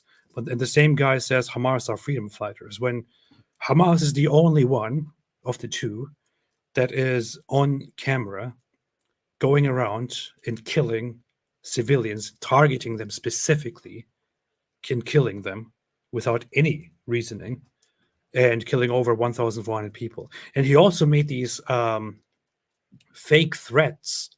He said he spoke to the West and accused the West of supporting oppression, and said something like, West, do you want to reignite the war between the cross and the crescent?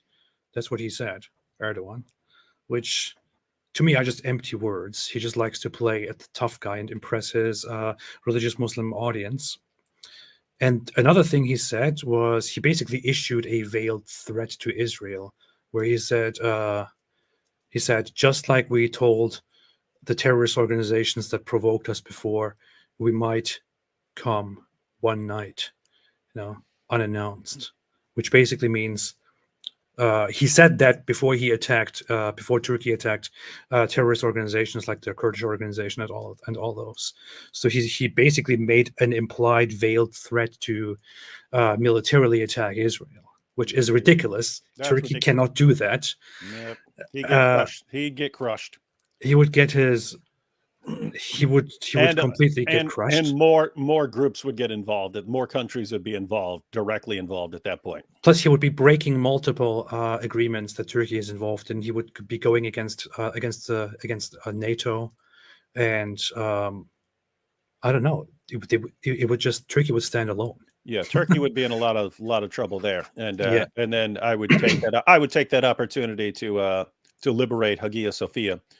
Yeah. So we do that. And then D Wood, how do your special forces buddies feel about the situation? I don't know which special forces buddies you're referring to. A few years ago, it was we were finishing up a trip to Israel, and while we're there, special forces killed Abu Bakr al-Baghdadi, the leader of ISIS, and we were actually in an airport. And I said, "Hey guys, I was there with one was a former Navy SEAL and one was a former Army Ranger." And I was like, "Hey, you guys want to go live right here in the airport?" And so we did. We went live and we talked about that and stuff. It was interesting because I was asking them about various scenarios. I was like, okay, suppose you're in there, you're going in the cave, you're going in there, and suppose he just puts his hand up. What do you do? And they're like, shoot him. I was like, wait, no, he's putting his hands up. Suppose he says he puts his hands up and I surrender. What do you do? Shoot him. Or just like if your mission is to shoot him, you're just going to shoot him. Yeah, special forces guys tend to be all about doing exactly what your mission is. Yeah. To point out again, with the whole NATO agreements, if Turkey attacked Israel right now, when America is specifically openly defending Israel and deploying there, that would be a NATO member attacking the biggest NATO member. That would be bad. It'd be interesting to watch. It wouldn't be boring to watch, but I can't imagine Turkey actually doing anything except for a lot of this right now. And the NATO has clear agreements and articles in place where if one member is attacked, then all members must jump in to collectively defend the other member. So for Turkey then to actually attack another member here, it's insane. It's stupid. It won't happen. I know Turks. I know Erdogan. You do. The guy's bluffing. Like nothing will happen. Nothing is going to happen. Yeah, I'll believe they're going to put you on trial before I'll believe they're going to mess with Israel. Yeah. There's apparently a new arrest warrant for me, by the way. I just found out several days ago. I think Linda Sarsour's sister. That must be a reference to that. Oh yeah, to that chick in that interview. To that complete. That's who Pierce should get her on there. I'd love to see her on there with someone.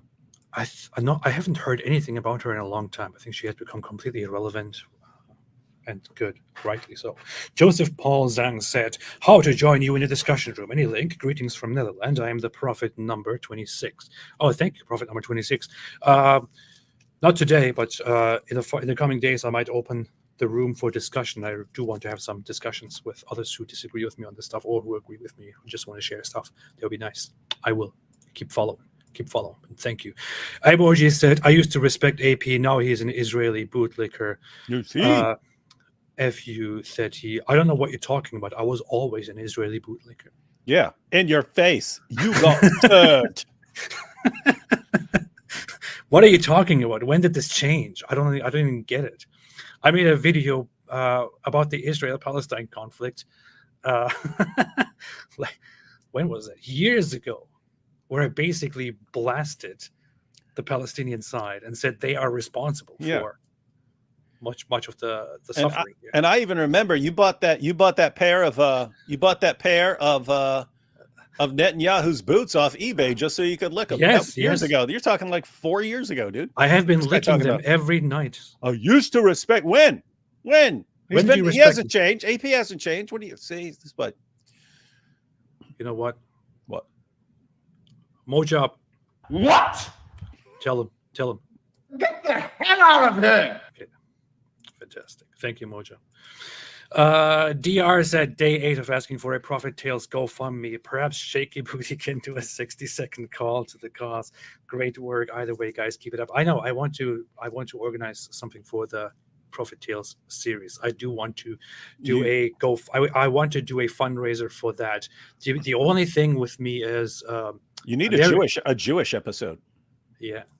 The only thing with that is I want to if I do a fundraiser to create this series, then I don't want that to end up in a mediocre way. I want it to be great.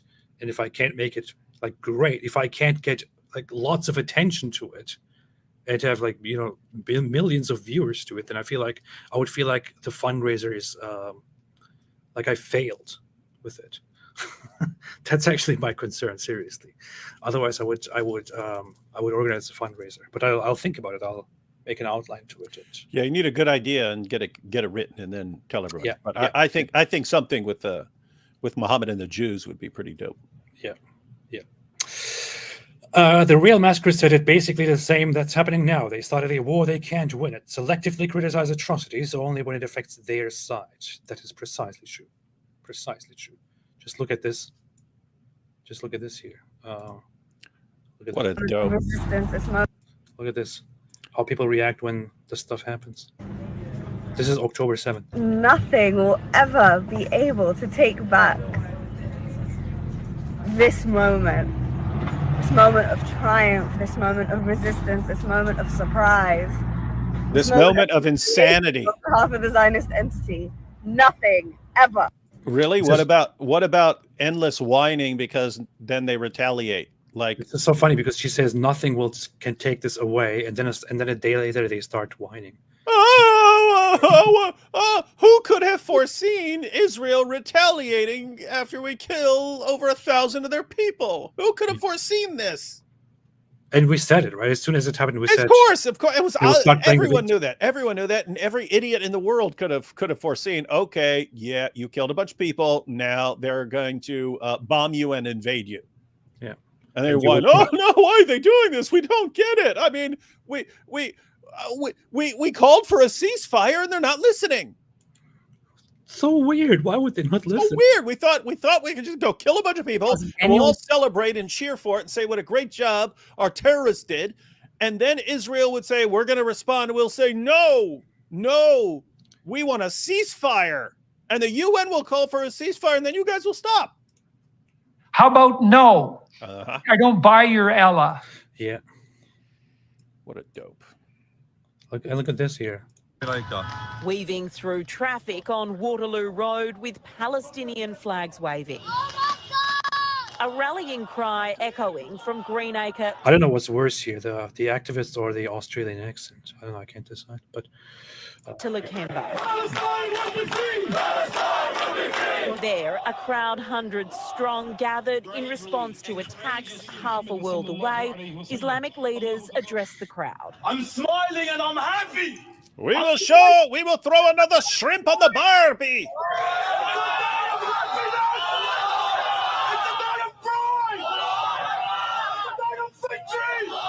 Same people who are whining and crying right now.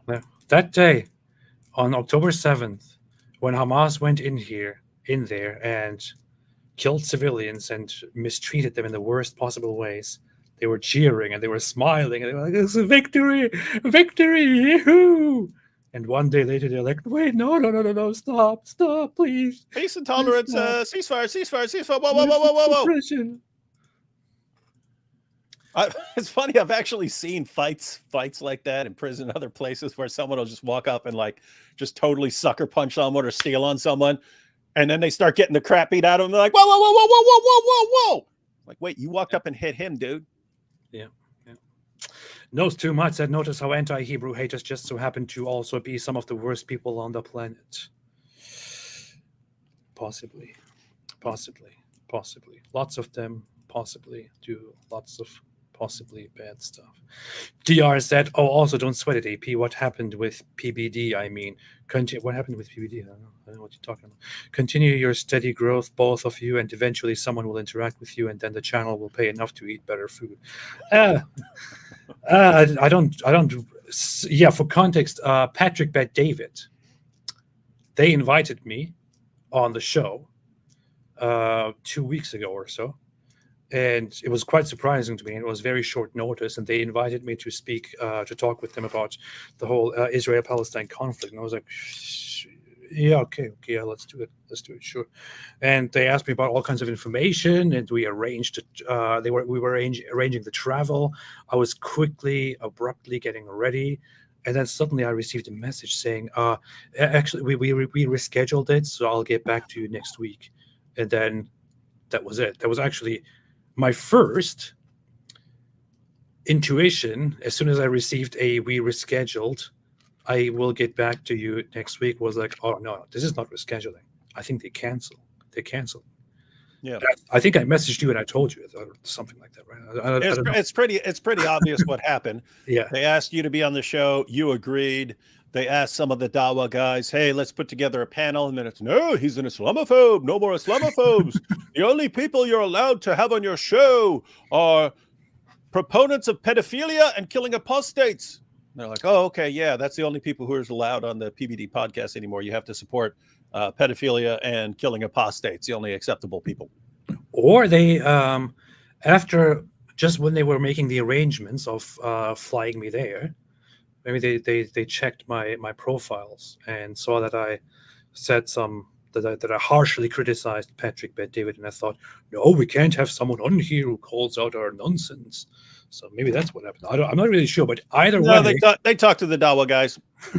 Either way, huge lack of integrity, huge dishonesty, huge whatever you want to call it from Patrick Bet David and his team.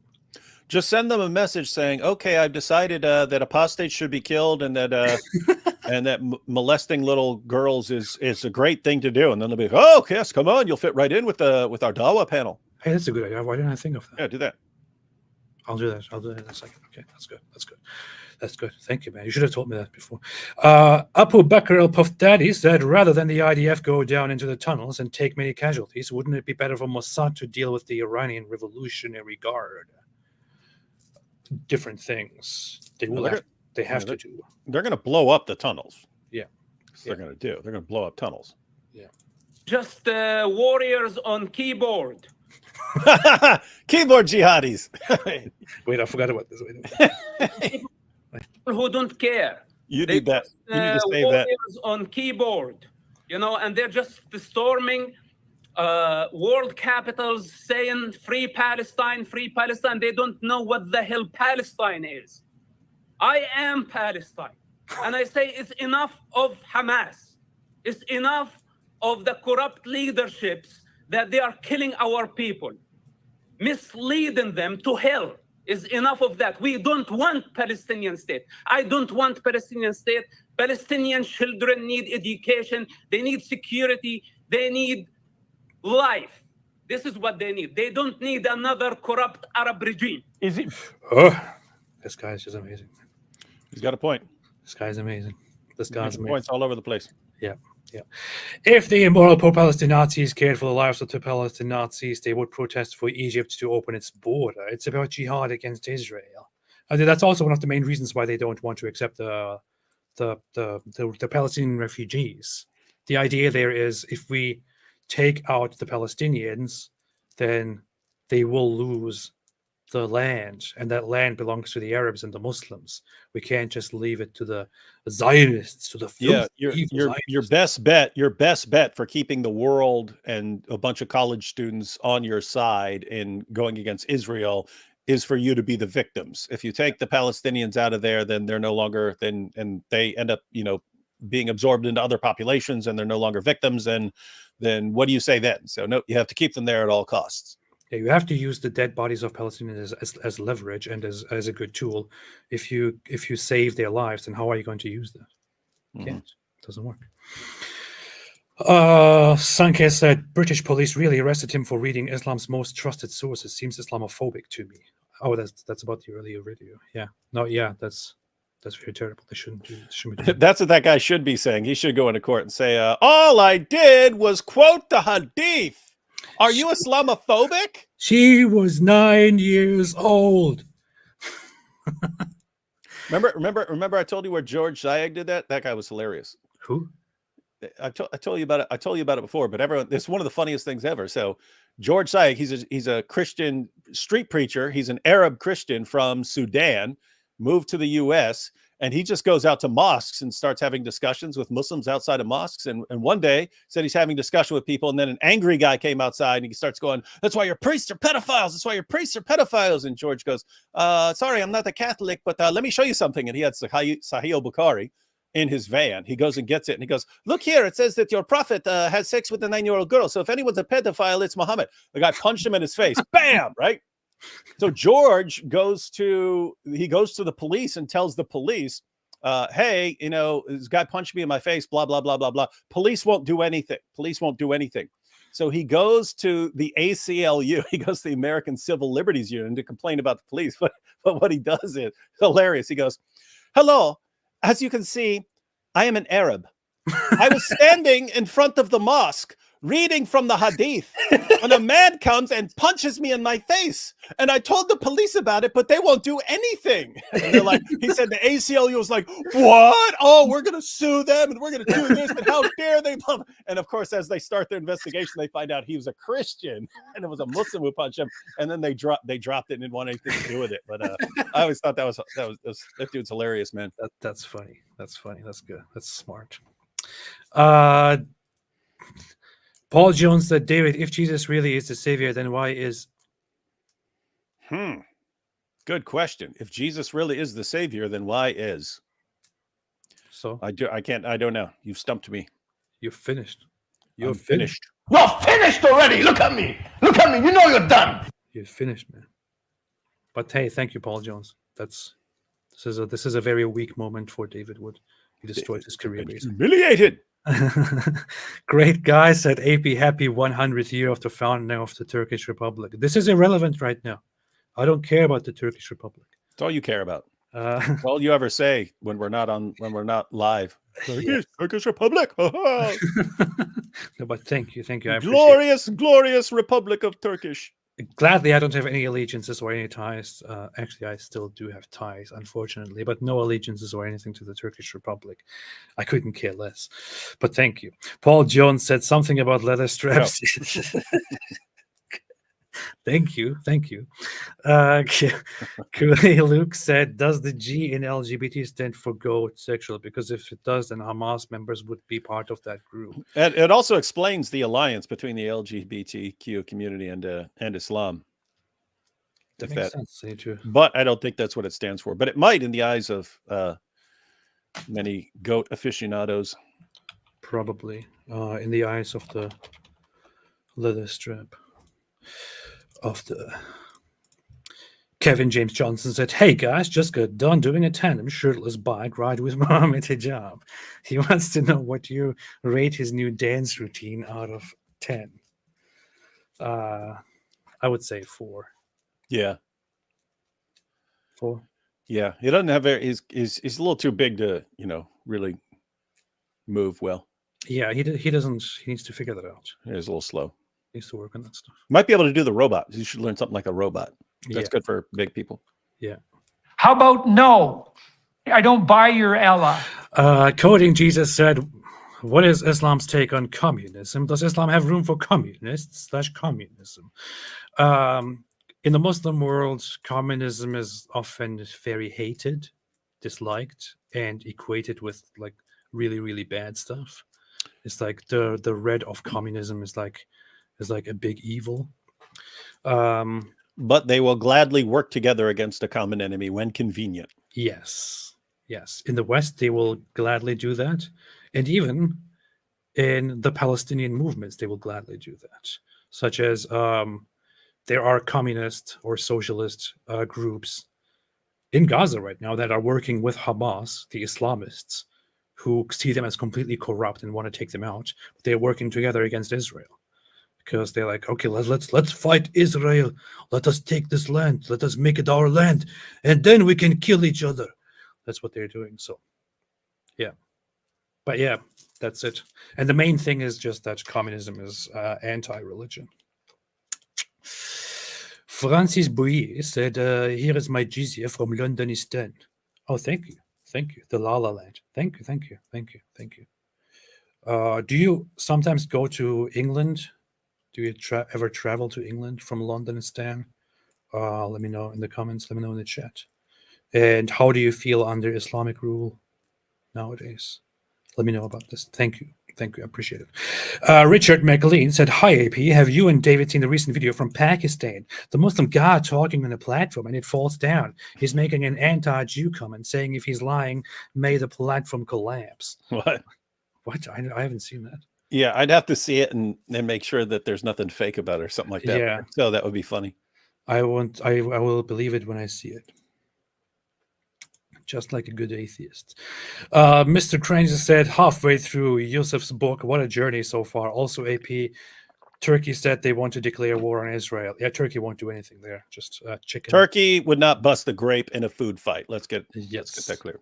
Turkey, chicken, same thing. They won't do anything. They're afraid they will just talk. They'll just make noises. Yep. Like, pop, pop, pop, pop. Turkey mess with me. Got one question: white meat or dark meat? Because that's all going to be the only options. Yeah. But hey, glad to hear that you're halfway through the book. I would recommend the book again and again. I love this guy. I think he's a legend. His book is called Son of Hamas, Mossab Hassan Yusuf. Read it, listen to it. It's amazing. And he goes a lot into how Hamas began. And he knows his stuff. What in the world is this? Christus Eternum said, thank you. What does this appear different in the actual chat? I don't even know. No. Consider the intricate interplay of sensory perception where the enigmatic fusion of our outward gaze is tethered by the letters. I knew it. I could predict it. Like halfway through, I predicted. Okay, this is this is how Muhammad's statement would be written in a journal article. The intricate interplay of sensory perception where the enigmatic fusion of outward gaze is tethered by the leather strapery that inhibit one's vision beyond the control of their own anus. But notice this is what a Dawah guy would say. Look, see, this is how someone other than Muhammad would have said it. But Muhammad said it so eloquently. This is the proof. His miraculous eloquence. Oh boy, this is what super chat. This is what people make super chats for nowadays. See, very nice, very well played. She was 90 years old, said. People are using pictures of him now. Said this was the perfect move. This was the perfect That's move. what he says right there. Yeah, Like, yeah, what? yeah. That was a dumb move, wasn't it? That was a perfect move.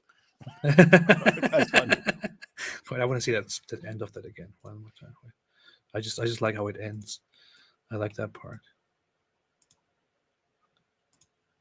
You really think so? It was the fit.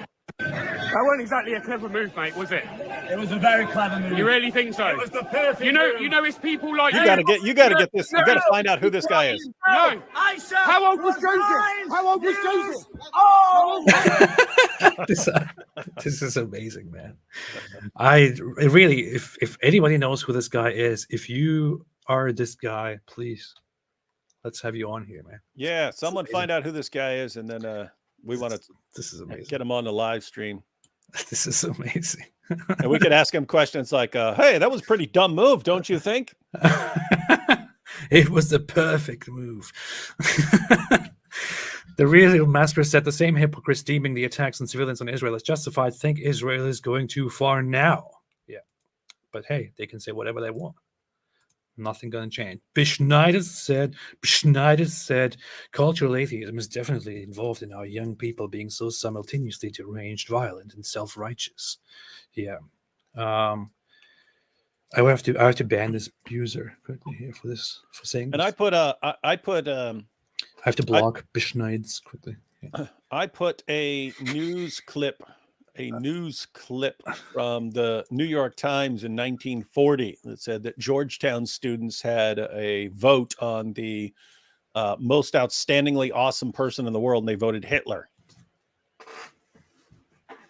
Outstanding. So the point is, college students just are perpetually stupid and self-righteous and think that they know what they're talking about. But what do they mean by outstanding, as a Canadian would say it? What do they mean by that?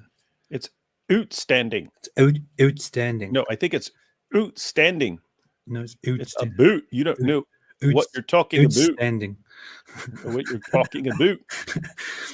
Jeff Durble, now we have lost with our racism against Canadians, all the Canadians here. Jeff Durble said, I feel liberals are experiencing cognitive dissonance with this issue. Supporting Hamas goes against their entire ideology, and yet here they are. This is the thing, right? I mean, people are telling me, and I'm not stupid, I'm not going to do whatever these idiots think they're doing. But people are trying to tell me that I should be opposing Israel and should be supporting these, these freedom fighters right now. Why in the hell would I support or side with, or advocate for the greatness of the very people who think that I should be killed? Why would I do that? Why in the world would I do? Why would I justify them? Why would I support their goals? Why would I do any of this? There are two parties here in this conflict. There is the Palestinian side represented by Islamists at the moment and by genocidal people, and then you have the Israeli side, which is overwhelmingly secular. In Israel, if I went to Israel, I could be free to do to live and to say whatever I want. If I went to the other side, however, I would probably die in some lynching or be, put in jail and, put in prison and kept there forever or whatever it is. Whether you are an apostate, whether you are some idiot liberal somewhere, whether you are a gay, whether you are a woman who wants to, live however she wants, they don't want you to exist. And you come here thinking, oh, I should support them. They have a right to go out and rape people. Yeah, and you take a group like Hamas, like they're seeing the big picture as far as the goals and agendas of their religion. What does their religion call on them to do? And because they're in a specific situation, like they're right there beside Israel, they focus on that. But make no mistake, these are the guys who want to violently subjugate the entire world. They're doing their part in that overall campaign, and you have just morons on college campuses siding with them. Yeah. Ari Wasserman said fake conservatives like candy. It's canned ace. That's what like, Kate says. Candace. like Candace Owens have been going full Fuentes over Israel, hitting the offices of a church in Gaza in which Hamas was operating and killing a number of Christians, meaning who cares about Hamas? Jews kill Christians. I haven't followed anything she said. They were operating in a building beside the church because that's what they do. And then the building beside the church got bombed, and then it also damages the church. It damaged part of the church complex. It damaged a building that is part of the church, which where a collapse happened. The church itself was not did not collapse or anything. Why stuttering? I just want to include this sound at random times when it has nothing to do at all with the topic. But yeah, I haven't seen anything that she did. She blocked me anyway because she's a Andrew Tate fan. Yeah, I mean, really, all someone would need to do is say, "Hey, Hamas is all about sex trafficking." Then she'd be, "Oh, okay, well, they're the good guys then." Oh, yeah. I would expect that. I wouldn't be surprised if that actually happened. Wouldn't be surprised at all. Wouldn't be shocked. But thank you so much, Ari. I was going to say something about this. I'll get back to it if I remember. Sure, it's been really important. It was very important, man. It was vital. People's lives depend on what I was going to say.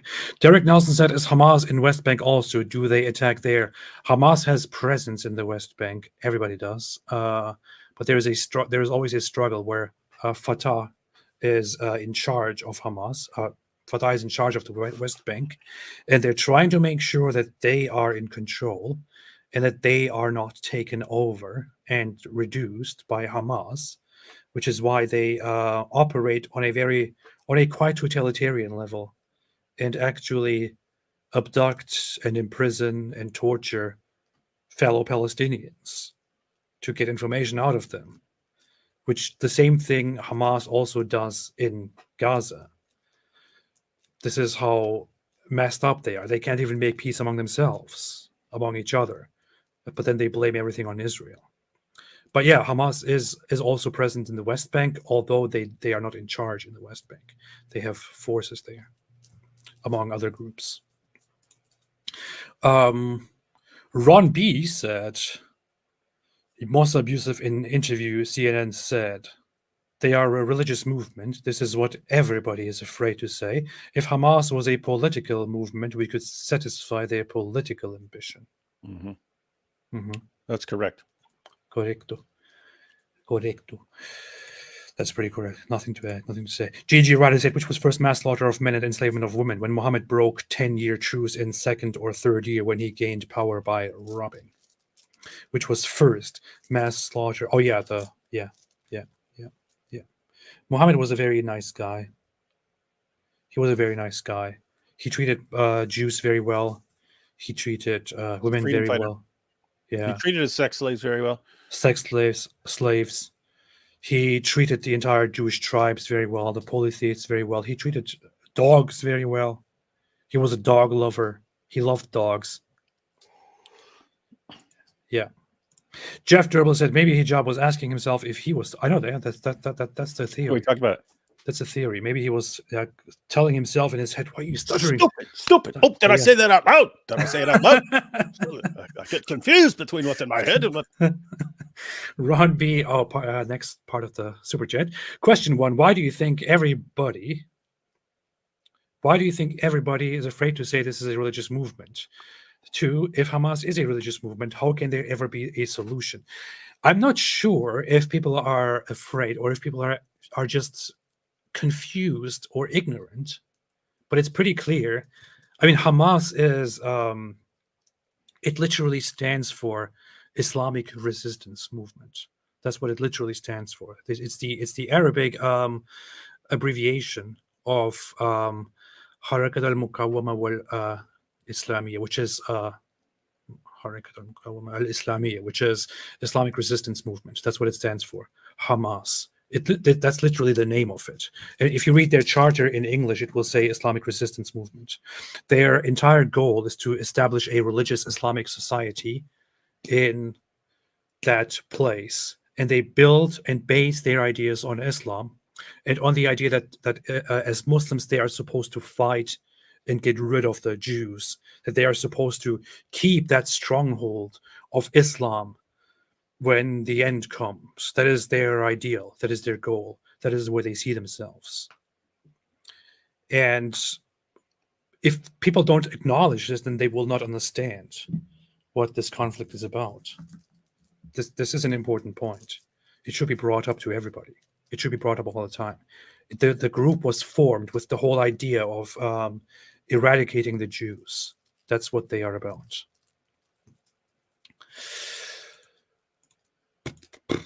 Mr. L said the Muslim apologist, and the PL supporters can be made into a perfect South Park episode. No changes or humor exaggerations needed. Most definitely. Most definitely. How about no? Karis Voss I don't buy your Ella. said we should applaud hijab for figuring out the root of misinformation is people stuttering. Seriously. Seek the Cross said, have you seen All Israel News, the hero of kibbutz? The hero? Which hero? I don't know. I don't know what you're referring to. Don't know what you're referring to. Got to see it. Did you, David? No, I'm looking it up right now. Karis Voss said, have you seen the holiday resort tunnels Hamas has set up? I saw some videos of the tunnels. They're pretty messed up. They live like rats instead of... Imagine this.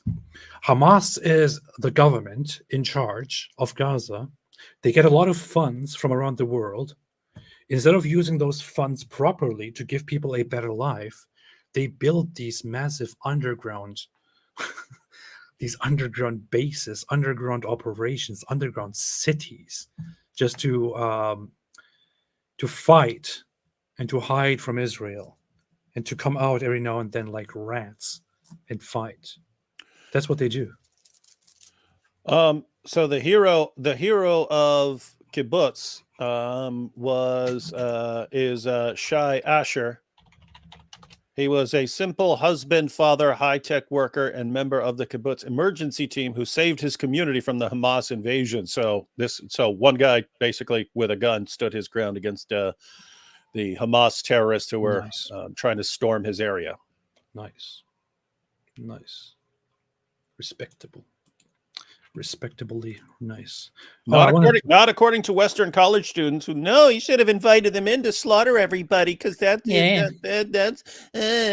what I'm programmed to say because I'm a moron. Why didn't you give your children and your family? No, I don't. Just offer them up like offering child sacrifice to Moloch. Yeah, why didn't you do that, you idiot? Yeah, do that. Colonizer. Stupid colonizer. Decolonizer. Occupier. Free Palestine. Free. They sound so dumb. Hamas has an annual turnover of $1 billion. This makes them the second richest terror organization in the world. After Israel. I don't know where this video is from, but this is pretty good. So why is Gaza one of the worst places in the world to live?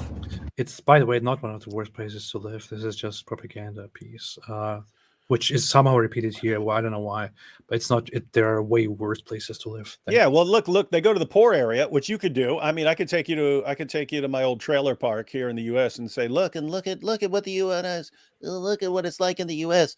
Or you could go to that, what do they call it, Bling Alley or something like this with all the gold. Yeah. Hey, people keep saying that she was 9 years old. I should really turn that into a sound on my sound. Mm-hmm. That is soundboardable. That is very soundboardable.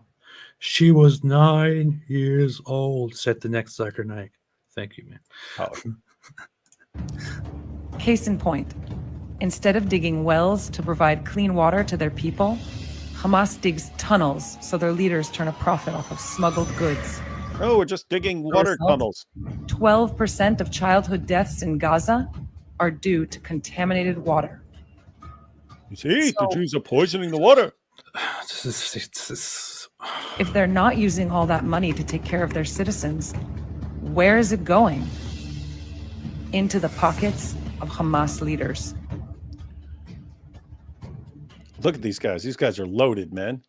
Man, I need to go join Hamas and get paid. I know.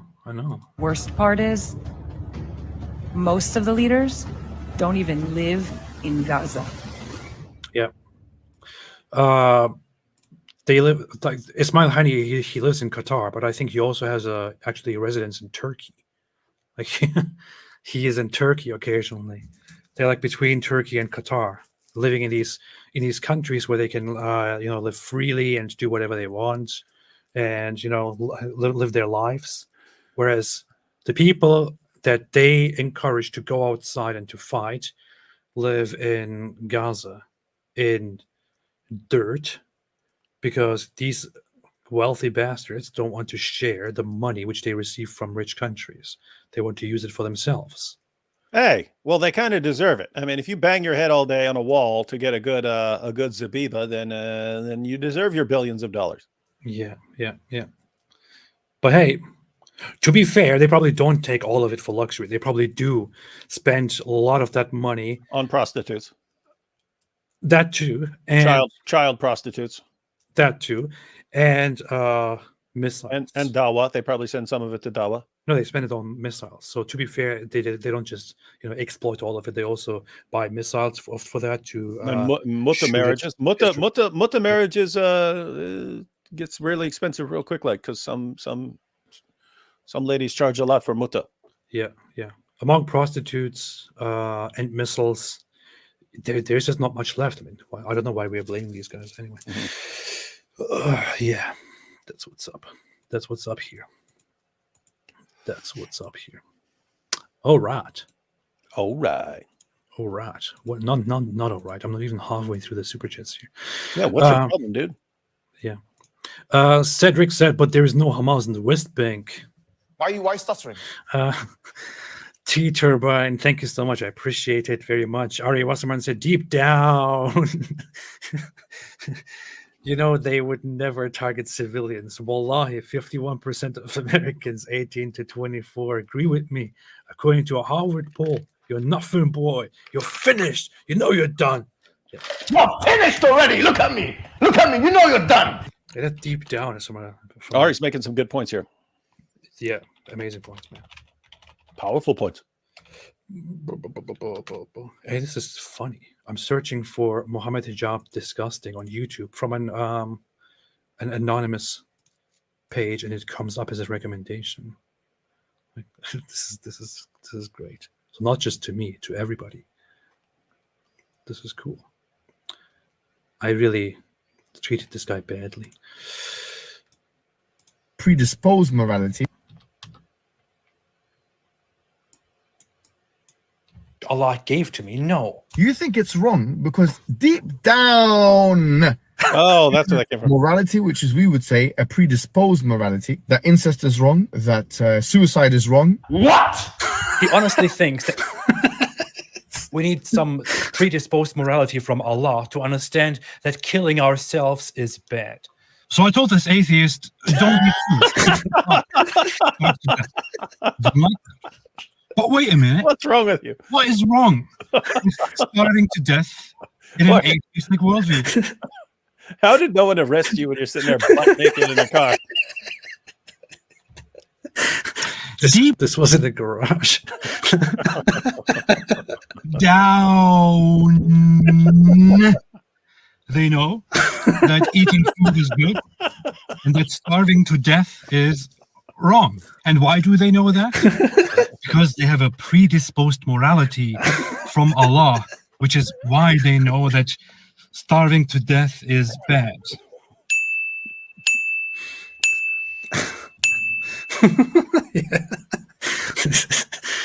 Man, the guy is such an idiot.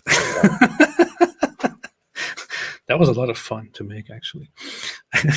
Thanks for reminding me of that, Arya. Oh boy. Daniel Pikachu said, hi, David Wood and AP. First time catching you live. Love the work you do. Well, thank you so much. I appreciate it. Mr. L said, David seems to know a lot about the torture techniques. And he was a torturer himself a while ago. Yeah. Someone should put me in charge of torturing people. Yeah. I always do that. Yeah. To extract information. It is fun. It is fun. Greg Smith said the Arabs have a saying, first comes Saturday, then comes Sunday, which means first we kill the Jews, then we kill the Christians. I heard of that before. I don't know how popular it is. Can't say. Can't say nothing. But yeah, after Saturday comes Sunday, we know. You never heard the famous song, first comes Saturday, then comes Sunday, we kill all the Jews, then we kill all the Christians. Yeah. And then some college students come out and say, free, free Palestine, free, free Palestine. But yeah, so today I learned that after Saturday comes Sunday. This person with this script that I don't want to read says, is there any eyewitness of Muhammad's mirage in Quran, Sahih, Hadith, etc.? If not, end of story for, you mean mirage, for end of story for Al-Aqsa, Palestine. So his night travel. No, he never left his bed. Somebody must have taken a photo of him flying to the sky on the back of a flying horse. No? Yeah, so yeah, according to sources, it's some sort of vision, but Muslims believe it actually happened, but there's no, it's what we would consider some sort of vision or dream. He's just being Islamophobic. You're being Islamophobic. Albana Gusto said, love the twist you guys put on the serious matter at hand. Islam is a joke. What? How dare you say Islam is a joke? That's pretty offensive and Yeah. Islamophobic. I'm blocking you, unfortunately, Albana. Thank you. Racist. Daily Sheriff said, please stop laughing. They've lost all humanity. Who? Well, when we stop laughing, then we've lost all humanity. So no. When we stop laughing, then the world stops laughing. Sanke said, Erdogan said he might invade Israel. As a Turkish Mossad agent, how does AP react? Will he fight for Erdogan or for the glory of Zion? Of course, I will be loyal to those who employ me. So Mossad, that's what I'm going. Not the guys who want to put you on trial for blasphemy and apostasy. Yeah, no. Okay. So I completely stand with my boss over at in Israel, at Mossad, and yeah, I also told them, by the way, that Erdogan is not going to do anything. They were slightly afraid about this, but I said, nah, it's just bluffing. Next, Zucker Naik said, I'm back from my social media break. Anyway, what's been happening for the past couple months? No one cares. No one Is cares. David still a loser? Nobody cares, man. What is this? Yeah. The guy wants attention. David is still a loser. He is. Jack Ray said, here is some of the Mossad and Vatican payment. Dude, don't say it. Oh. Yeah, you got to disguise it as something else. Yes, say this is for... Act like it's a question about anything. Yeah. It doesn't matter. You just say anything. Say the eyes of the leather strip of the hyenas. Yeah, just say that. Yeah, say something like that. Say something funny. Don't say it so obviously. But thank you. The Jose on one said, what? The Jose on one said, the Joes on one said, are we going to see a debate between Ali G and Shaky Booty? It is in arrangements. Like people are trying to arrange it. Maybe one day. Yeah. No, we'll have someone else, someone better for Shaky Booty. Yeah. T Turbine made a super chat. Thank you so much. I appreciate it. Hey, thank you. Thank you. Whoa. Thank you. Thank you. Eli. I know. I just kept saying thank you because I didn't want to say it wrong. I was waiting for you to say it. I'm glad you jumped in. But thank you, Eli. Thank you so much for the contribution, man. Very, very helpful. Thank you. I appreciate that. Appreciate it very much. Very much. This keeps this alive.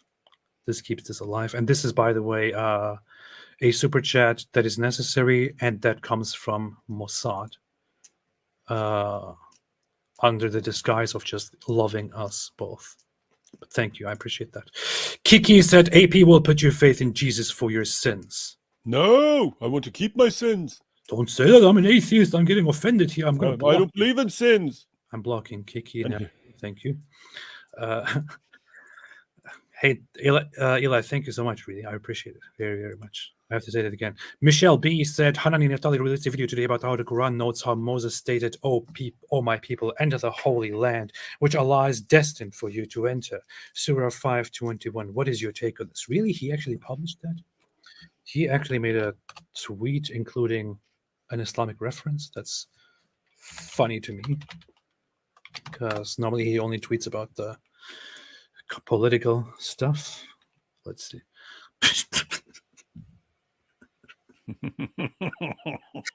Jesus. That's messed up.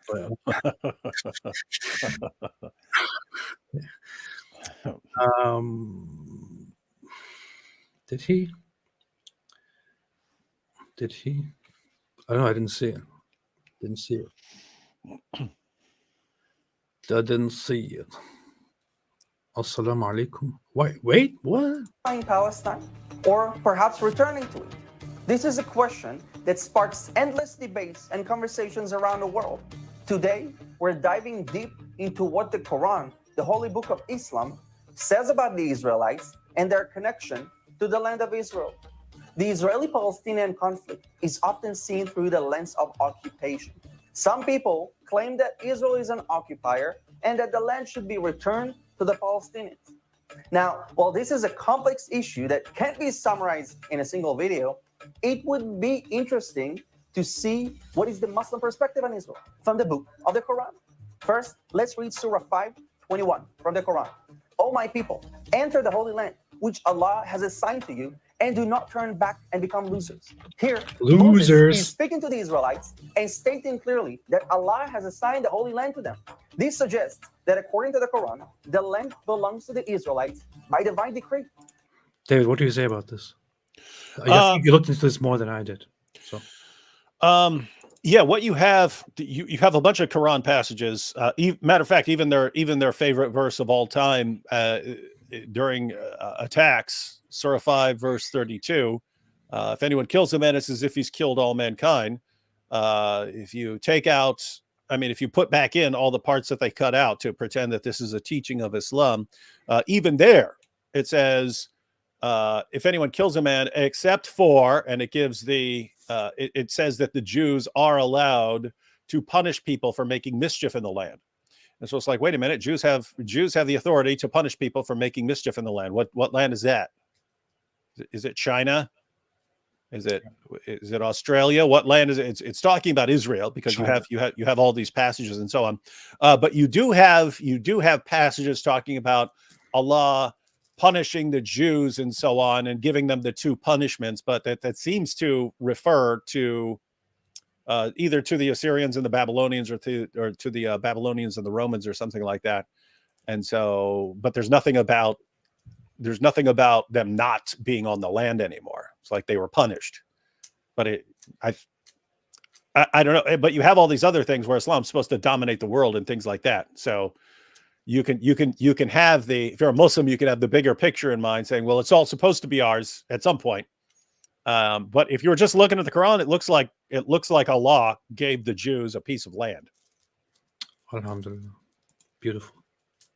Yeah, I'm not familiar enough with the context and the verses in might be a good topic to actually just go through all of them, like go through every single passage that talks about it, and then every passage that Muslims would use as a response, and actually see, like, is there an official takeaway message?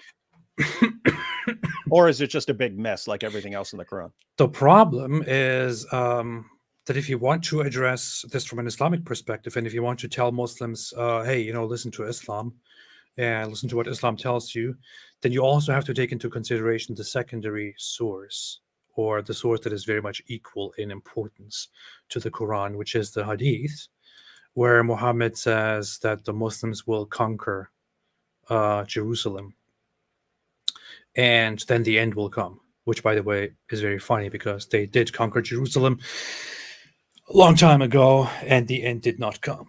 But which is why they are now twisting it and saying, no, that is talking about a future conquest, the second one, the one that will come in the future, because it didn't happen last time, but it's going to happen in the future. Now, if they do conquer Jerusalem and it doesn't happen again, and we have another 500 years, they will say, no. It's talking about the eventual conquest in the third time. But yeah, so the problem is that the Hadiths also belong to the Islamic tradition and beliefs. And according to those, Muslims believe that they are supposed to take Jerusalem before the end comes. But if a Hadith contradicts the Quran, then the Quran trumps the Hadith. So if you could actually make a pretty solid case of what the Quran says, then you could say, aha, therefore we don't need to pay attention to the Hadith.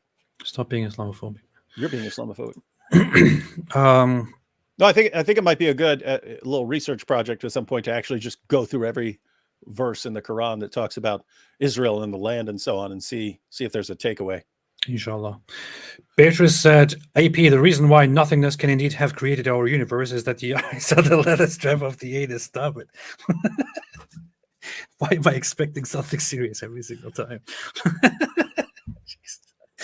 This is good. This is a good trend. This is a good trend.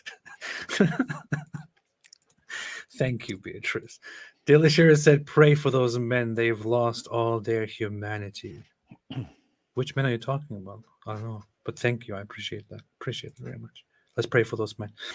Big Willie said,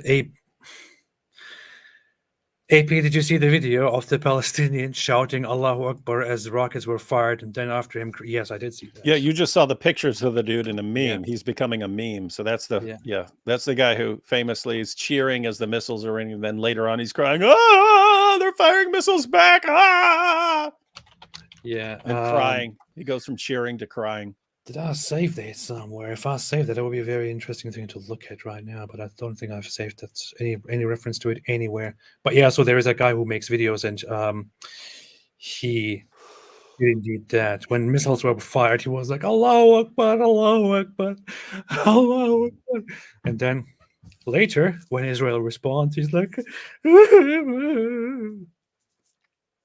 "Terrible, terrible." Don't make fun of people's plight.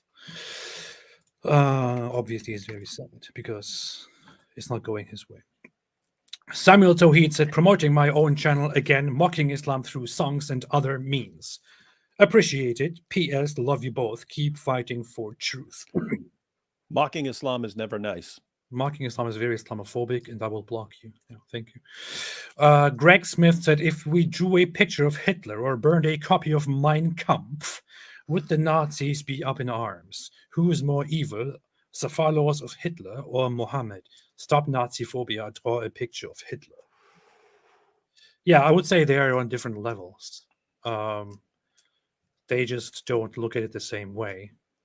But in all honesty, I don't think that I would necessarily I don't know. I'm careful not to make a comparison here. No, you finish what you were going to say. You're going to say, I don't think I would insult Nazis by burning a copy of Mein Kampf. That's what you're going to say. Because just the other day you were explaining how Hitler was a good guy because he believed what he was doing was right, and that's all that mattered. I never said good guy. I made a video in the past where I actually ripped up the book Mein Kampf. Shame on you. Serious. I'm serious. You never saw that? No, I'm getting a feeling I'm about to now for 3 hours. You never saw it. I'm not going to play it. I'm not going to play it. But I actually made a video in which I ripped up Mein Kampf, and people went crazy. Nobody said anything actually at all. But yeah, well, it's funny. The Real Massacre said, "Will Turkey be on the U.S. Thanksgiving table?" Don't say that. This is very Turkophobic. If they mess with Israel, they will be. Yeah. Just in time, cooking turkey just in time for Thanksgiving. Yeah, I have to block you on Real Massacres. Zach said, AP, if Israel is the enemy territory, why do Palestinians want to cross into Israel? Isn't the purpose of the fence to keep the two peoples apart? Well, yeah. What are you talking about? They want the land. They want the land. They want all of the land. Yeah, they want the entire land. They want all of the land. Hence, from the river to the sea. They from want the Jordan River all the way to the Mediterranean. All of the soil. They want to take it all and they want to eat it. She was 9 years old. Leather strap of the anus. She was 9 years old. 2 memes today. Justin said, hello, I love you guys. Are there any books or videos that you can recommend so I can learn more about the history of Palestine? Palestine has a very short history. It's about 50 years long, or less. Yeah, you can look up an article. I mean, you could look up articles or videos on that sort of thing. If you want a book, you could get Robert's book, The Palestinian Delusion. Yeah. But yeah, just I mean, be careful because you could be getting a lame site if you're just going on a website or something like that. But yeah, you can look it up. Just make sure you're getting accurate historical details. Or just get The God Delusion instead by Richard Dawkins. Yeah, that'll explain everything. Yeah. Or you could just read a Wikipedia article, or you could read Britannica, or you could read, I don't know, something like that. But yeah, if you want to understand the stuff from the Palestinian perspective with a twist, I would always recommend, again, this guy's book here. I still have him here on my screen. This guy's book called Son of Hamas. Move Hamas from power. Remember my words, okay? And Hamas did not only bring the wrath of Israel over Gaza. They brought my wrath! God. We are. Read this guy's book. Samuel Tawhid said, "Did you know bombs kill people?" I know, this is amazing. No, This is people kill fantastic. bombs. Yeah, yeah. Cenk Uygur with this fascinating revelation, I would say he's probably going to become president. Grant Moff Tarkin made a super chat. Thank you so much. What do you think, David? Will you vote for Cenk Uygur? Sure. Definitely. Yeah. Multiple times. Yeah. Nutters became a YouTube member. Thank you so much. I appreciate it. And welcome to the club. You are now a Prophet member. Yadu Krishnan said, "You know what is coming between a Jew, Christian, Hindu, Buddhist, Han Chinese. They all have conflicts with Muslims across the world." And this proves that everyone else is the problem. Yeah. You forgot to also mention Muslims. So Muslims, Jews, Christians, Hindus, Buddhists, Han Chinese, they all have in common one thing. They're in conflict with Muslims. Yeah. You forgot to include Muslims in that. Muslims also have conflicts with Muslims, the biggest of them. Mark H. said the surgical operation to kill bin Laden was preceded by an invasion and 20-year occupation. Is that really what hijab and the like want? Well, it was Cenk who said that you should do it. Just do it like you did, but bin Laden. Do that Just little listen to surgical Cenk. thing where you're looking for one guy and you know where that one guy is, and you can send people in to get that one guy in the middle of the night. It was him saying, "Yeah, treat the thousands of Hamas and their supporters like that." Like Bombs that one kill guy, people. like that mission to get one guy. That's the guy. Bombs This kill guy. people. Yeah, this guy for running for president of the United States. Bombs kill people. No, people kill bombs. No. Richard McLean said, "Hi, AP. I put the YouTube link for that Pakistani preacher in the general chat. Wouldn't let me post it in super chat. I think it was from 2018. Oh, I have to check that out. It's too far gone now. Can't track that. But I'll see. Maybe I'll watch the chat now. I'll watch it now. Graham of Tarkin said, "Ever notice that Daniel Kikachu never has debates about whether Islam is actually true in an analytical sense as a set of propositions? It's always about Islam's societal utilitarian value." I know, I said the very same thing. We've many both times. pointed that out before. Daniel seems to be someone who is freaked out by changes going on in society, and he looks at Islam as a tool for social control. Yeah. That's what it seems like. He is outraged that that people can just do whatever they want. He's outraged that he cannot marry children. He's outraged. If he could just marry children, everything else would fall into place and everything would be great in the world. Yeah. If you could just marry If you children, just kill everyone that he disagrees with and let him marry children, then everything's good.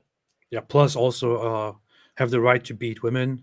Not send women to school because then they will end up doing OnlyFans. To do OnlyFans, it's obvious. Jeez, what a nut job. But yeah, no, I said this before too. I specifically talked about that quite a few times.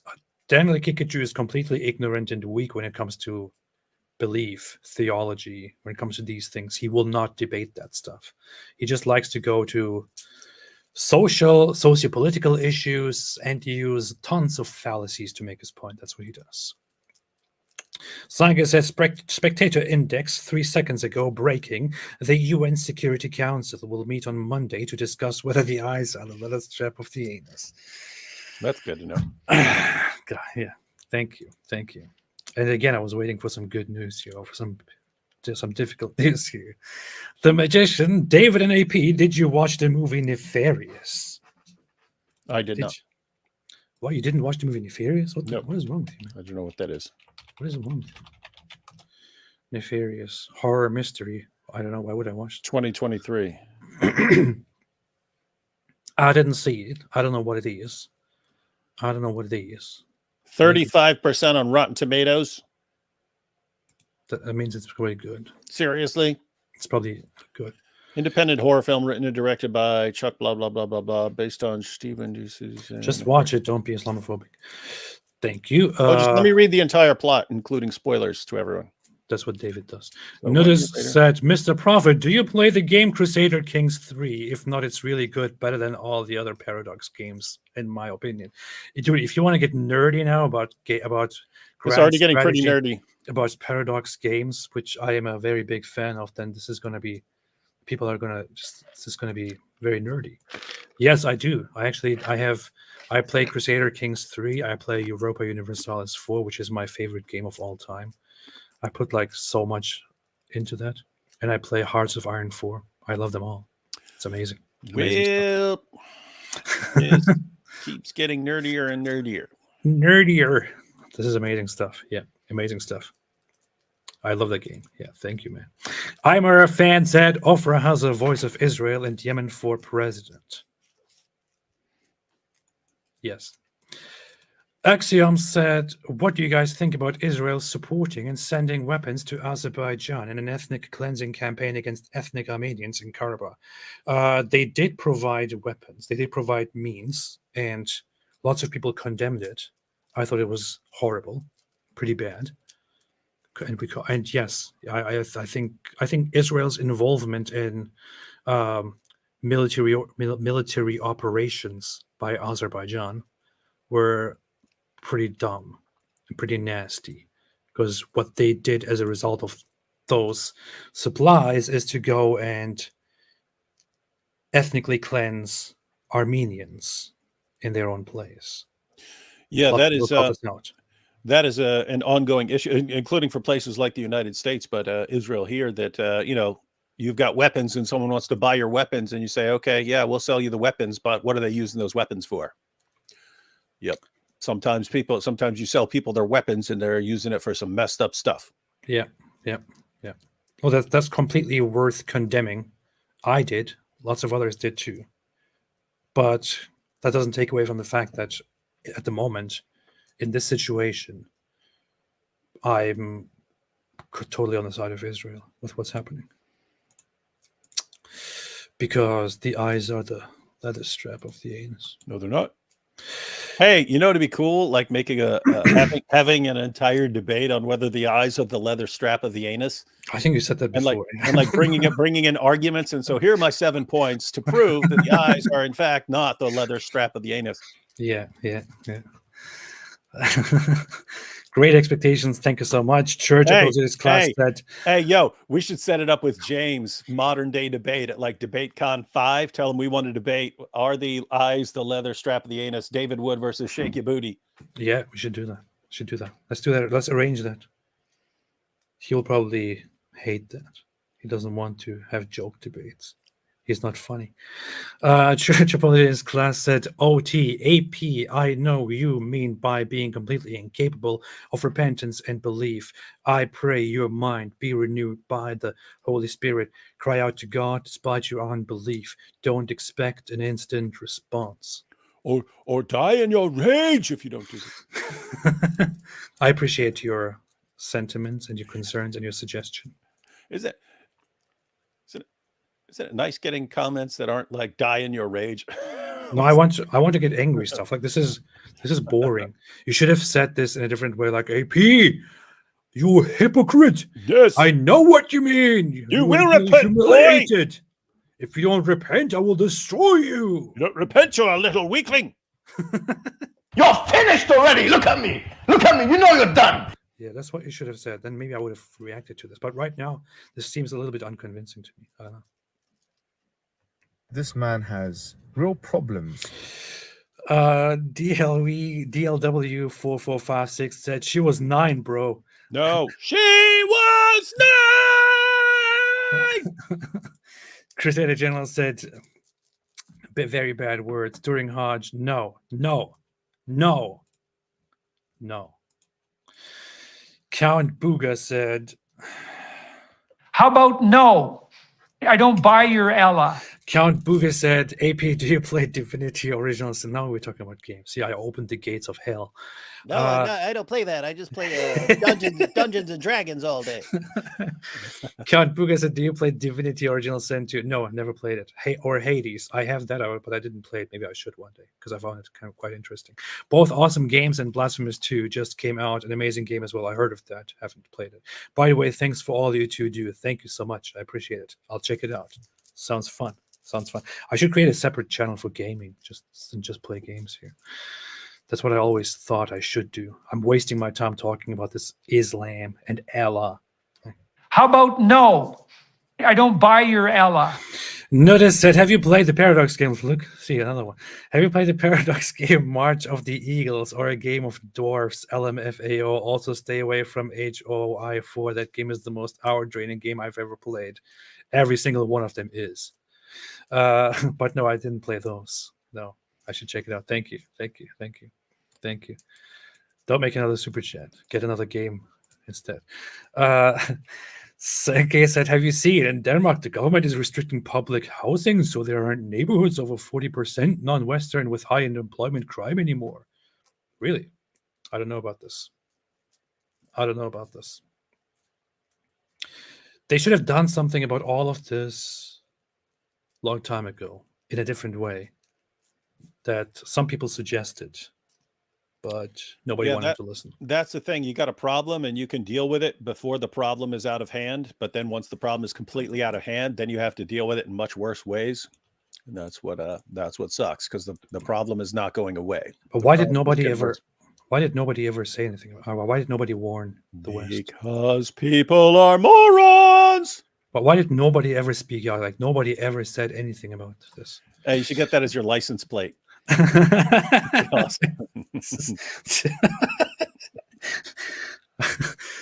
good. Grand Moff Tarkin said, Allah having a body from eternity past makes Islam dualistic, not monotheistic. An eternal physical body requires a co-eternal space to occupy. I don't want to get into the logistics of that. But yes, you could technically argue about this. Because if you got into the logistics, you would be humiliated. I'll be humiliated. I'll be destroyed. Yeah, very, very much. We're proud of that. She was 9 years old. Made that same thing. Hashtag SW9YO. Spread the word. She was 9 years old. Is that a pop? Did that become a hashtag? Is that being spread? It may have just become a hashtag right now. But your meaning is that actually a hashtag? Yeah.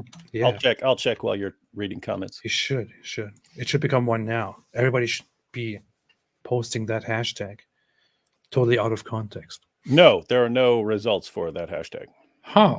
Then this movement will start here. We're going to start it. Let everyone know we're going to start it. We're both going to tweet. We're both going to tweet with that. Matter of fact, I'll find that video of that dude and then reshare it, and then with the hashtag this time. Yeah, let's have it here on the screen one more time. One more time. Here. Hashtag SW9YO. What's cool is you could mean that for other things too. She was 9, yo. Yeah. Or it could be about something else. Like she was 9 years old when she achieved this big goal, you know. Could be anything. Who knows? Yeah, any story running about any 9-year-old, you could share that, but yeah, we'll know what it really means. Yeah. Who knows? Yeah. So yeah, people should start using this, and this will be a great movement. This will change the world. This is the beginning of a revolution, and it happened right here. You have seen it. You're witnessing history right now. Church Apologetics class, Sam, seems a bit repetitive, but you didn't take my comment seriously. I did take it seriously. I just joke when I take things seriously. That's what I do. Yeah, I don't know if anyone's noticed, but I mean, we talk about death and bloodshed, and we still retain our refined senses of humor. That's how I function. That's what I do all the time. Yeah, that's how I get through life. How are you going to spend all day looking at jihad and bloodshed and not have a sense of humor as you're going through it? Or... Yeah. I get sick. I feel like I could die, and then I joke about dying. I see bad stuff. I joke about the bad stuff. I see good stuff. I joke about the good stuff. That's how life is. Fantastic. Yes. Like that one song. It's fantastic. You can brush my hair, undress me everywhere. Imagination. Like in that video. Which video? That down where you're butt naked in your car. Oh, yeah, exactly. Church Apologetics class said, seems a bit repetitive, but you didn't take my comment seriously. God doesn't respond immediately and will renew your mind over time if he chooses. The best you can do is be open to repentance. I'm going to make a joke about this now, and then you will say I didn't take it seriously. But I did take it. Then don't make a joke. Just take it seriously. And you should say this in different ways, like you will be humiliated if you don't repent. I'm just kidding. Thank you, man. I'm taking your I'm taking note of it. I'm mocking your words. I'm marking your words. Mercedes F1 fan said, "May Allah reward both Jahannam." Say Inshallah. Oh, that's a Muslim dude who was mouthing off that one time. Oh yeah, that's cool. Yeah, he was mouthing off in Nabil. Remember that? Yeah. Mouthing off Cool, to cool. Nabil. And matter of fact, I think I made this plain as a response to him last time. Oh, that's cool. Thank you, man. I appreciate it. I still got it.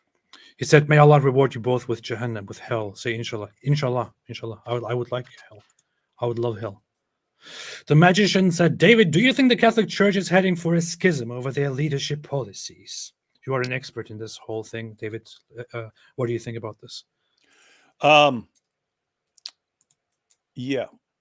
Yes. Not in response. Just in general, we've talked before about when everyone feels like they're in danger and under threat, then the tendency is to join a group. But then then within groups, people have different names and stuff, and the tendency now is for everyone to get everything they want, and you get that by breaking up groups. So that's not just going to happen with the Catholic Church. That's going to happen with every group. Just so everyone knows. Why are you stuttering? Why you stuttering? Notice that last super chat about Paradox games, LOL, but you're ready for the new EU4 and CK3 DLCs, AP. Yes, I am. Nerdiest stuff ever. I'm waiting for them. Do you have your 20-sided die for Dungeons and Dragons? That's a completely different world, man. This is serious stuff here. This is serious stuff. These are serious games. I saw you on Stranger Things. Yeah. Yes, I'm waiting for them. I'm ready. Thank you, man. Imar Fen said, Imninalo Ofra has a voice of unity. Yes. I don't know what any of this means, but thank you. I appreciate that. Okay, I'm gonna go. Let's go. Let's bounce. I'm a bounce. David. Yo. Mercedes F1 fan said Aisha was not a child. She was an adult. You kafir. She was an adult. No, kafir. he said she was an adult kafir. She was an adult So kafir. Muhammad molested an adult kafir. Okay, so Mercedes F1 fan believes that 9-year-olds are adults, and the daughter of Abu Bakr, who's called the mother of the faithful, she was actually a kafir. So the mother of the faithful was a kafir. Wow. She wasn't a child. She was a 9-year-old kafir.